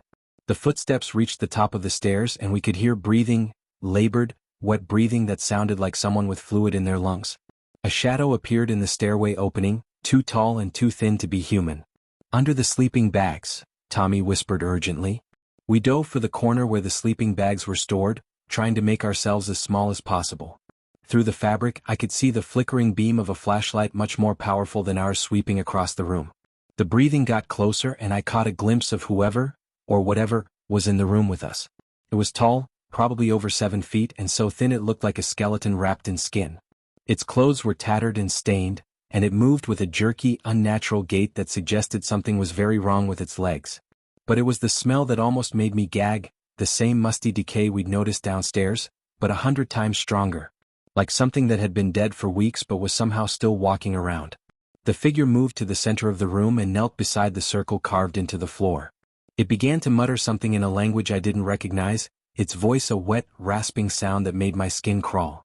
As it spoke, the symbols in the circle began to glow with a faint red light. The photographs around the circle started to smoke and curl at the edges, and I swear I could hear voices whispering in the darkness, voices that sounded like they were coming from very far away. Then, suddenly, the figure stopped speaking and turned its head directly toward our hiding spot. I couldn't see its face clearly in the darkness, but I could feel its eyes on us, cold, hungry eyes that saw right through our pathetic attempt to hide. It started moving toward us with that same jerky, dragging gait, and I knew we were about to die in this terrible place. That's when Jake panicked and bolted. Jake burst out from under the sleeping bags and ran for the stairs, his footsteps echoing through the attic. The figure, whatever it was, let out a sound that was part scream and part roar and started after him. "Run!" Tommy shouted, and suddenly we were all scrambling for the stairs. I've never been so terrified in my life. The narrow staircase felt like it went on forever, and behind us, we could hear that thing pursuing us, its breathing getting closer with each step. Jake reached the second floor first and started running for the main staircase, but he took a wrong turn in the darkness and ended up in one of the bedrooms. "This way!" David shouted, but Jake was panicking and couldn't hear him over his own terrified sobbing. The thing reached the second floor just as the rest of us made it to the main staircase. In the brief glimpse I caught of it, I saw that its face was wrong, too long, with eyes that reflected our flashlight beams like an animal's. Its mouth was full of teeth that were too sharp and too numerous for any human. We could hear Jake screaming from somewhere in the maze of bedrooms, but there was no time to help him. We ran down the main staircase, through the foyer, and burst out the front door into the blessed coolness of the October night. "Jake!" Tommy shouted back at the house. "Jake, come on." For a moment there was silence. Then we heard a sound that will haunt me for the rest of my life, a wet, tearing noise, followed by Jake's voice calling out one last time before cutting off abruptly. "We have to go back for him," David said, but he was already backing away from the house. "We have to call the police," I said. "And tell them what?" Tommy demanded. "That we broke into an abandoned house and got chased by a monster? They'll never believe us." We stood there in the front yard, staring up at the dark windows of the second floor, hoping to see some sign that Jake was okay. But the house was silent now, and somehow that silence was worse than all the screaming. We never saw Jake Morrison again. The next morning, David's parents found him sitting in their backyard, still in his clothes from the night before, staring at nothing. He wouldn't speak for 3 days, and when he finally did, he claimed he didn't remember anything about that night. His parents assumed he'd had some kind of breakdown and sent him to therapy. He never came back to school. Tommy tried to convince everyone that Jake had just run away from home, that his parents were abusive and he'd been planning to leave for months. Some people believed him. Jake's parents called the police, but without any evidence of foul play, there wasn't much they could do. The case went cold after a few weeks. As for me, I tried to forget what happened in that house. I told myself it had been a hallucination, a shared delusion brought on by fear and too many horror movies. But I couldn't explain away the scratches on my arms from running through the bushes, or the way I woke up every night for months afterward, convinced I could hear that wet, dragging sound in the hallway outside my bedroom. I started having nightmares, not just about the creature in the attic but about Jake. In my dreams he was still in that house, trapped somewhere in its maze of rooms, calling for help that would never come. Sometimes I'd dream that I went back for him, only to find that the thing in the attic had done something to him, changed him into something just as horrible as itself. My grades suffered. I stopped hanging out with friends, stopped playing sports, stopped doing pretty much anything that involved leaving my house after dark. My parents noticed the change, of course, but when they asked what was wrong, I just told them I was stressed about school.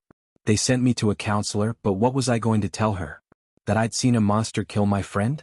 About 6 months after that night, I couldn't stand the not knowing anymore. I had to find out what had really happened to Jake and, more importantly, what that thing in the attic was. I started by researching the history of 1247 Elmwood Drive. What I found in the local newspaper archives made my blood run cold. The house had been built in 1952 by a man named Robert Hastings, who lived there with his wife Margaret and their 3 children, 2 boys and a girl, ages 6, 8, and 10. For the first few years they seemed like a normal family. Robert worked at the local factory, Margaret was active in the church, and the kids did well in school. But in 1958 things started to go wrong. The first indication was a series of complaints from neighbors about strange noises coming from the house at all hours of the night, thumping sounds, dragging sounds, and what several witnesses described as inhuman screaming. When police were called to investigate, the Hastings family insisted everything was fine, though neighbors noted that the children seemed unusually quiet and withdrawn. Then, in the winter of 1959, the children stopped attending school entirely. When truant officers visited the house, Robert claimed the family was homeschooling, which was legal but unusual for the time. The officers noted that the children appeared malnourished and frightened, but without evidence of abuse, there was little they could do. The last entry in the newspaper was from March 1960. It was just a small item on the back page, "Local family missing." The article stated that Margaret Hastings had failed to show up for a church function, and when concerned friends visited the house, they found it empty. There were signs of a struggle, overturned furniture, bloodstains on the walls, but no bodies were ever found. The police investigation concluded that the family had likely been murdered by an intruder, but without bodies or witnesses, no arrests were ever made. The house sat empty from 1960 until 1978, when it was briefly occupied by a young couple named the Williamses. They lasted exactly 3 months before fleeing in the middle of the night, leaving all their possessions behind. Mrs. Williams was later quoted in the newspaper as saying, "Something evil lives in that house. Something that should never have been born." Since then the house had been empty, slowly falling into disrepair. The city had tried to sell it several times, but no one wanted to buy a house with such a dark history. But the most disturbing thing I found was a photograph from the 1959 police investigation. It showed the interior of the house, and there in the background, barely visible in the shadows, was the same circle of symbols I'd seen carved into the attic floor. Which meant that whatever ritual had been taking place in that house, it had been going on for over 60 years. I know what you're thinking. Why didn't I just leave it alone? Why couldn't I let sleeping monsters lie?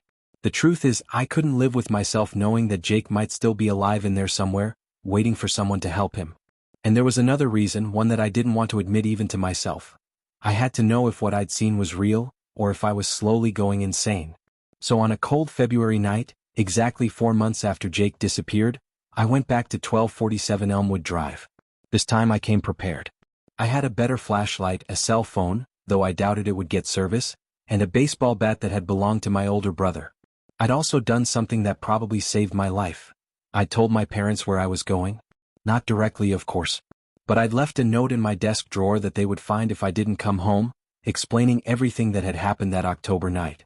It wasn't much, but it was better than just disappearing without a trace like Jake had. The house looked different in the winter. Snow covered the overgrown yard, and icicles hung from the sagging porch like teeth. But the front door was still ajar, and the same sour smell of decay drifted out into the cold air. I made my way through the familiar rooms on the first floor, noting that nothing had changed since our last visit. The moldy food was still on the dining room table, the furniture was still covered in dust sheets, and the dark stains on the floor seemed to have spread since October. This time I didn't hesitate when I reached the staircase. I climbed straight to the second floor, then to the attic, following the same path we'd taken months earlier. The attic looked different now. The circle carved into the floor was darker, the symbols more defined, as if they'd been retraced recently. The photographs were still arranged around it, but now there were new ones, candid shots of me, Tommy, David, and Jake from the night we'd broken in. Someone had been watching us, documenting our visit just like they documented the Hastings family all those years ago. But it was what sat in the center of the circle that made me drop my baseball bat. It was Jake, or what was left of him.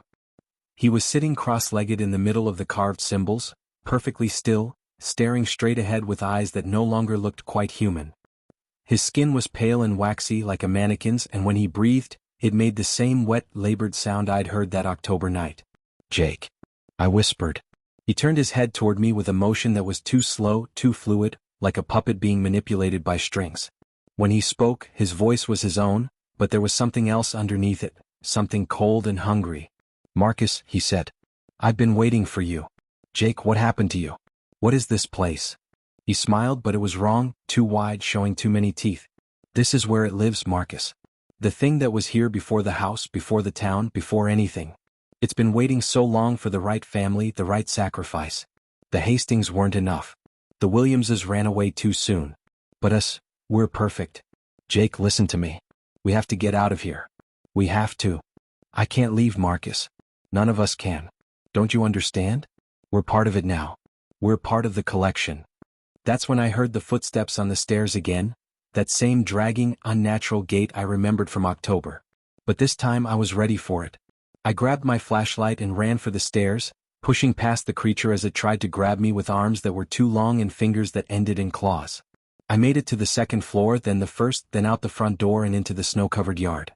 Behind me I could hear Jake calling my name, but his voice was getting less human with each word, degenerating into something that was part scream and part animal howl. I ran all the way home and never looked back. 6 years later. That was the last time I saw Jake Morrison, though I know he's still in that house. Sometimes, when I'm driving past Elmwood Drive, I catch a glimpse of a pale figure watching from one of the upstairs windows. And sometimes, late at night when the wind is blowing just right, I swear I can hear him calling my name. Tommy moved away the summer after 8th grade. His family relocated to Arizona, and he never contacted any of us again. I don't blame him. I would have left too if I'd had the choice. David never recovered from that night. He spent 2 years in and out of psychiatric facilities before his parents finally moved him to a private hospital upstate. I heard he's doing better now, but he still won't talk about what happened in the house. As for me, I'm 18 now, about to graduate high school and head off to college on the other side of the country. I can't wait to leave this town and everything in it behind. But I know that no matter how far I go, I'll never really escape what happened in that house. It's part of me now, part of my story, part of who I am. Sometimes I wonder if I should have tried harder to save Jake, if there was something I could have done differently. But then I remember the look in his eyes that night in the attic, and I know that whatever he'd become, it wasn't Jake anymore. Whatever lives in that house, it consumes everything it touches, turns it into something else, something hungry and wrong. The house is still there, still sitting at the end of Elmwood Drive like a patient predator. The city has tried to demolish it twice, but both times the construction crews have refused to finish the job.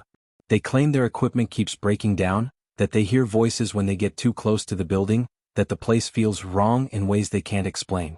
I know they're right.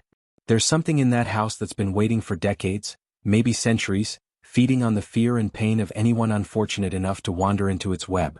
It took the Hastings family in 1960, tried to take the Williamses in 1978, and got Jake in 2019. And I know that someday it will try again. So if you're ever driving through a small town and you see an abandoned house sitting by itself at the end of a dead-end street, do yourself a favor and keep driving. Don't let curiosity get the better of you. Don't let anyone dare you to go inside. Because some doors once opened can never be closed again. And some things once awakened never go back to sleep. Watching. A horror story. Day 1, arrival. The Airbnb listing had been too good to be true. A gorgeous Victorian house in downtown Portland for half the price of nearby hotels. The photos showed hardwood floors, exposed brick walls, and large windows that flooded the space with natural light. The reviews were glowing: perfect location, beautiful space. Host was very accommodating. I should have known something was wrong when I found the key exactly where the host said it would be, tucked under a loose brick by the front steps. No lockbox, no meeting in person, just a simple hiding spot that anyone could have discovered. My name is Sarah Chin and I'm a travel blogger. At 28, I've stayed in hundreds of Airbnbs across the country, documenting unique spaces and hidden gems for my followers. I thought I'd seen it all, the good, the bad, and the bizarre. But nothing had prepared me for what I was about to discover in that beautiful house on Northwest Everett Street. The interior was even more stunning than the photos suggested. The living room featured a gorgeous brick fireplace and built-in bookshelves lined with vintage novels. The kitchen had been updated with modern appliances while maintaining its period charm. Everything was immaculate, almost too perfect, like a museum display rather than a lived-in space. I spent the first few hours setting up my equipment, my laptop, camera gear, and ring lights for filming content. The house had excellent Wi-Fi and plenty of natural light, perfect for the photos and videos I needed to create. I was already planning the blog post in my head: Hidden Gem in Portland's Cultural District. It was while I was testing different camera angles in the living room that I first noticed something odd. Every time I moved to a certain spot near the bookshelf, I caught a faint reflection in the glass of a framed photograph on the mantel. At first, I thought it was just the lens of my own camera, but when I moved my equipment, the reflection remained. I walked over to examine the photograph more closely. It was a vintage image of the house itself, probably taken in the 1920s when it was first built. The frame was ornate silver, and the glass was crystal clear except for that strange little reflection in the upper right corner. That's when I saw it: a tiny, almost invisible hole in the wall behind the frame, just large enough for a camera lens. My blood ran cold. I pulled out my phone and used the flashlight to peer into the hole. Sure enough, there was something dark and mechanical nestled inside the wall cavity. A camera aimed directly at the living room. My hands were shaking as I searched the rest of the house. Now that I knew what to look for, I found them everywhere. A pinhole camera disguised as a smoke detector screw in the bedroom. Another hidden behind a decorative air vent in the bathroom. A third tucked into the corner of the kitchen, positioned to capture the entire room. I counted 12 cameras in total, covering every inch of the house except for a small closet under the stairs. They were professionally installed, nearly invisible unless you knew exactly where to look. Someone had spent considerable time and money setting up this surveillance system. I should have left immediately. I should have grabbed my bags and run. Instead, I found myself paralyzed by a mixture of fear and morbid curiosity. Who had installed these cameras? How long had they been there? And most importantly, who was watching? I opened my laptop and started researching. The property was owned by someone named Michael Davidson, according to the Airbnb listing, but a quick search revealed that name was likely fake. The property records showed the house had been sold 3 months ago to a shell company called Evergreen Investments LLC. The previous reviews started to make more sense now. I read them again, paying attention to the details I'd missed before. Several guests mentioned feeling watched or uncomfortable during their stays. One review that had initially seemed positive now seemed ominous. Host really pays attention to details. Felt like he knew exactly what I needed before I even asked. As evening approached, I made a decision that would haunt me for weeks afterward. Instead of leaving, I decided to stay and document everything. I convinced myself it was for the safety of future guests, that I needed evidence to report to the authorities and to Airbnb. But if I'm being honest, part of me was fascinated by the setup. As a blogger who documented unusual accommodations, this was the story of a lifetime. I spent the night strategically positioning towels and clothing to block the cameras I'd found, creating small pockets of privacy where I could change clothes and sleep.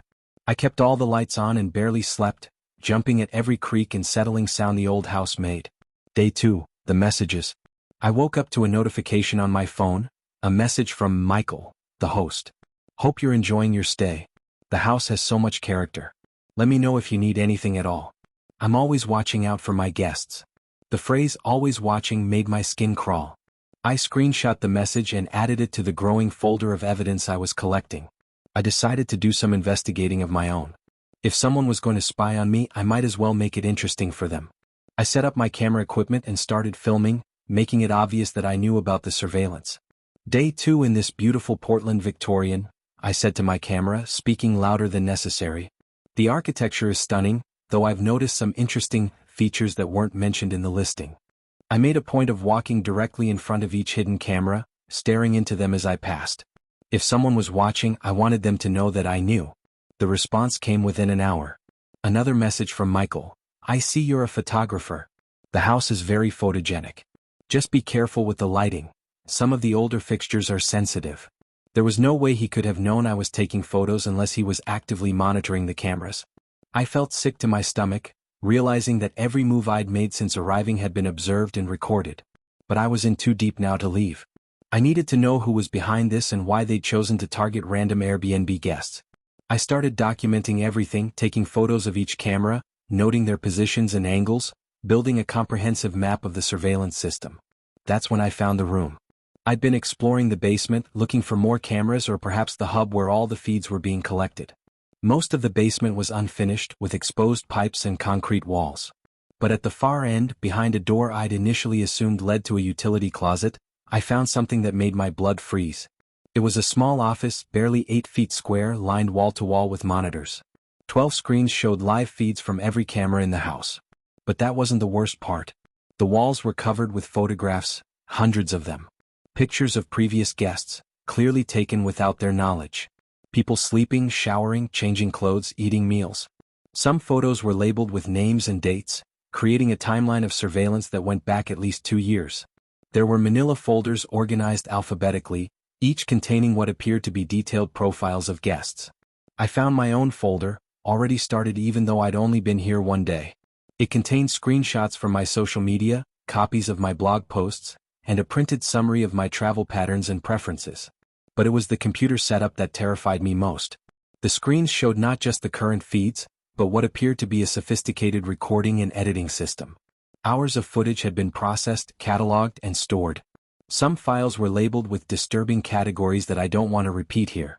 I realized this wasn't just voyeurism, it was a systematic operation designed to collect compromising material on unsuspecting guests. The beautiful Airbnb was nothing more than an elaborate trap. My hands were trembling as I used my phone to photograph everything in the room. I had evidence now, enough to shut down this operation and hopefully put whoever was responsible in prison. I just had to get out of the house alive. That's when I heard footsteps upstairs. I'd been so focused on documenting the control room that I hadn't heard the front door open.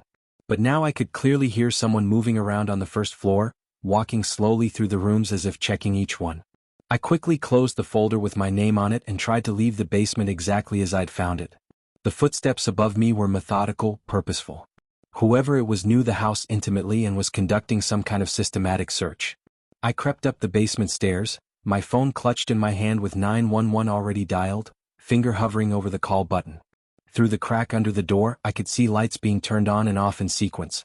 The logical thing would have been to stay hidden in the basement until the person left, but I needed to see who it was. I needed to know who had been watching me, who had files full of photos of unsuspecting guests. I opened the basement door just a crack and peered into the hallway. A man was standing in the living room with his back to me, examining something on the mantel. The same photograph where I'd first discovered the hidden camera. He was tall and thin, maybe 40 years old, wearing a baseball cap pulled low over his face. As I watched, he pulled out a small device and began checking each camera position. He was servicing the system, making sure everything was working properly. This was clearly a routine he'd performed many times before. I tried to back away quietly, but the old floorboard under my foot creaked loudly. The man spun around and for the first time I saw his face. He looked completely ordinary, the kind of person you'd pass on the street without a second glance. Clean-shaven, pleasant features, kind eyes behind wire-rimmed glasses. He could have been anyone's neighbor, anyone's co-worker. The banality of his appearance somehow made everything worse. "Sarah," he said, and his voice was warm and friendly, like we were old acquaintances meeting at a coffee shop. "I'm so glad we finally get to meet in person. I'm Michael, your host." I pressed the call button on my phone, but nothing happened. No signal in the basement stairwell. "I have to say, I'm impressed by your investigative skills," he continued, stepping closer. "Most guests never notice anything. They're too busy enjoying the beautiful space to pay attention to the details." "I'm leaving," I said, trying to keep my voice steady. "I'm going to report you to the police and to Airbnb." He laughed, a sound that was genuinely amused rather than menacing, which somehow made it more terrifying. "You could try that," he said. "But I think you'll find the evidence isn't quite as clear-cut as you might hope. Besides, you've been trespassing in parts of my house that weren't included in your rental agreement. That basement office, for instance." He was right and we both knew it. I'd broken into a private area of his property, which would complicate any legal case I might try to build. "What do you want?" I asked. "The same thing I want from all my guests," he replied. "Just to watch. To document. To understand how people really behave when they think they're alone." "You're sick." "I'm curious." "There's a difference." He pulled out his phone and showed me the screen. "I could delete everything right now. All the footage of you, all the photos, your entire file. You could walk away from this and never think about it again." "What's the catch?" "No catch. I just want you to understand something first." He gestured toward the cameras I'd tried to block with towels. In the old days, people understood that privacy was an illusion. Neighbors watched neighbors. Everyone knew everyone else's business. It was how communities functioned. This isn't community. This is predation. Is it? I provide beautiful accommodations at below-market rates. My guests get an excellent value, and I get to satisfy my curiosity about human behavior. It's a fair trade even if they don't realize they're making it. I wanted to argue with him to explain why what he was doing was wrong, but I realized there was no point. He'd constructed an elaborate justification for his actions, and nothing I said would change his mind. "Escape. I want to leave," I said. "Now." "Of course," Michael replied, pulling the front door key from his pocket. "Your car is still parked outside. You're free to go whenever you'd like." But I could see the calculation in his eyes. He was letting me go because he thought I wouldn't be able to prove anything, or because the cost of silencing me permanently was too high. Either way, I wasn't safe until I was far away from this place. I went upstairs and quickly packed my things, aware that he was probably watching my every move through the camera system. When I came back down, he was waiting by the front door. "Sarah," he said as I walked past him, "I hope you understand that there's no point in trying to expose this.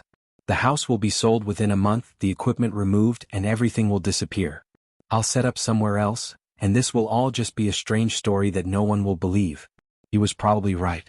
Even with the photos I'd taken, proving criminal activity would be difficult. The cameras could be explained as security measures. The photos of guests might have been taken legally if there was some clause buried in the rental agreement. A good lawyer could probably get any charges dismissed. But I had to try. I drove straight to the Portland Police Department and filed a report. The detective who took my statement was sympathetic but not optimistic about prosecution. As Michael had predicted, when officers went to examine the property 2 days later, they found nothing. The house had been completely cleaned out. No cameras, no computer equipment, no files full of photos. The Airbnb listing disappeared the same day I filed the report. Michael Davidson's profile showed that he'd been a host for 3 years, with over 200 positive reviews. Now it was as if he'd never existed. I published my blog post anyway, warning other travelers about the dangers of hidden surveillance in rental properties. The response was overwhelming. Dozens of people reached out to share similar experiences. Cameras hidden in smoke detectors, in digital clocks, in picture frames. The problem was much more widespread than I'd realized. But Michael was right about one thing: there was no way to prove what had happened in that house. Without physical evidence, it was just my word against his, and he'd covered his tracks too well. 6 months later. I still travel for my blog, but I'm much more careful now about where I stay. I've learned to spot the telltale signs of hidden cameras, and I always do a thorough sweep of any new accommodation before settling in. Sometimes I wonder about the other guests who stayed in that house, the people whose photos I saw in those manila folders. Did any of them ever realize they were being watched? Did any of them try to report it? Or did they all leave thinking they'd simply had a pleasant stay in a beautiful Victorian house? The worst part is knowing that Michael is still out there somewhere, setting up his cameras in a new location, adding new folders to his collection. He was too careful, too systematic to be caught easily. By now, he's probably established himself in a new city with a new identity, ready to start the process all over again. I've become something of an expert on surveillance equipment, and I've helped other travelers identify hidden cameras in their accommodations. It's become an obsession, this need to protect people from experiencing what I went through in that house. Because the truth is, we're never really alone anymore. In hotel rooms, rental properties, public spaces, even our own homes, there's always the possibility that someone is watching. Privacy has become a luxury that fewer and fewer people can afford. I still get messages sometimes from accounts with generic names and no profile photos. Usually just a single line, "Hope you're enjoying your travels," or "You look great in that new outfit." They never contain any direct threats, but the implication is clear. Someone is still watching. I've changed my phone number, updated my privacy settings on social media, and even considered stopping my travel blog entirely. But that would mean letting him win, letting fear control my life in the way he tried to control his guests through surveillance. So I keep traveling, keep writing, keep warning people about the hidden dangers that lurk in places that should be safe. Because somewhere out there, in a beautiful house with hardwood floors and exposed brick walls, someone else is discovering a small hole behind a picture frame. And realizing that they've never been alone. Epilogue, a warning. If you're reading this and planning to book an Airbnb or similar rental property, please be careful. Here are some things I've learned that might help protect you. Do a thorough visual inspection of your room when you arrive. Look for small holes in walls, unusual objects placed at strange angles, or electronics with blinking lights that shouldn't be there. Use your phone's flashlight to check for reflective surfaces that might indicate camera lenses. Many hidden cameras will show up as small points of light when illuminated. Consider purchasing a RF detector which can identify wireless transmission signals from hidden recording devices. Be especially wary of properties that seem too good to be true, luxurious spaces offered at unusually low prices. Trust your instincts. If something feels wrong about a place, leave immediately. No accommodation is worth compromising your safety or privacy. Most importantly, report suspicious activity to both the platform, Airbnb, VRBO, etc., and to local law enforcement. Even if nothing comes of individual reports, patterns of complaints can help identify serial offenders. The person who violated my privacy in that Portland house is still out there. He's probably reading this story right now, maybe even laughing at my attempts to warn others. But if sharing my experience prevents even one other person from going through what I did, then it's worth it.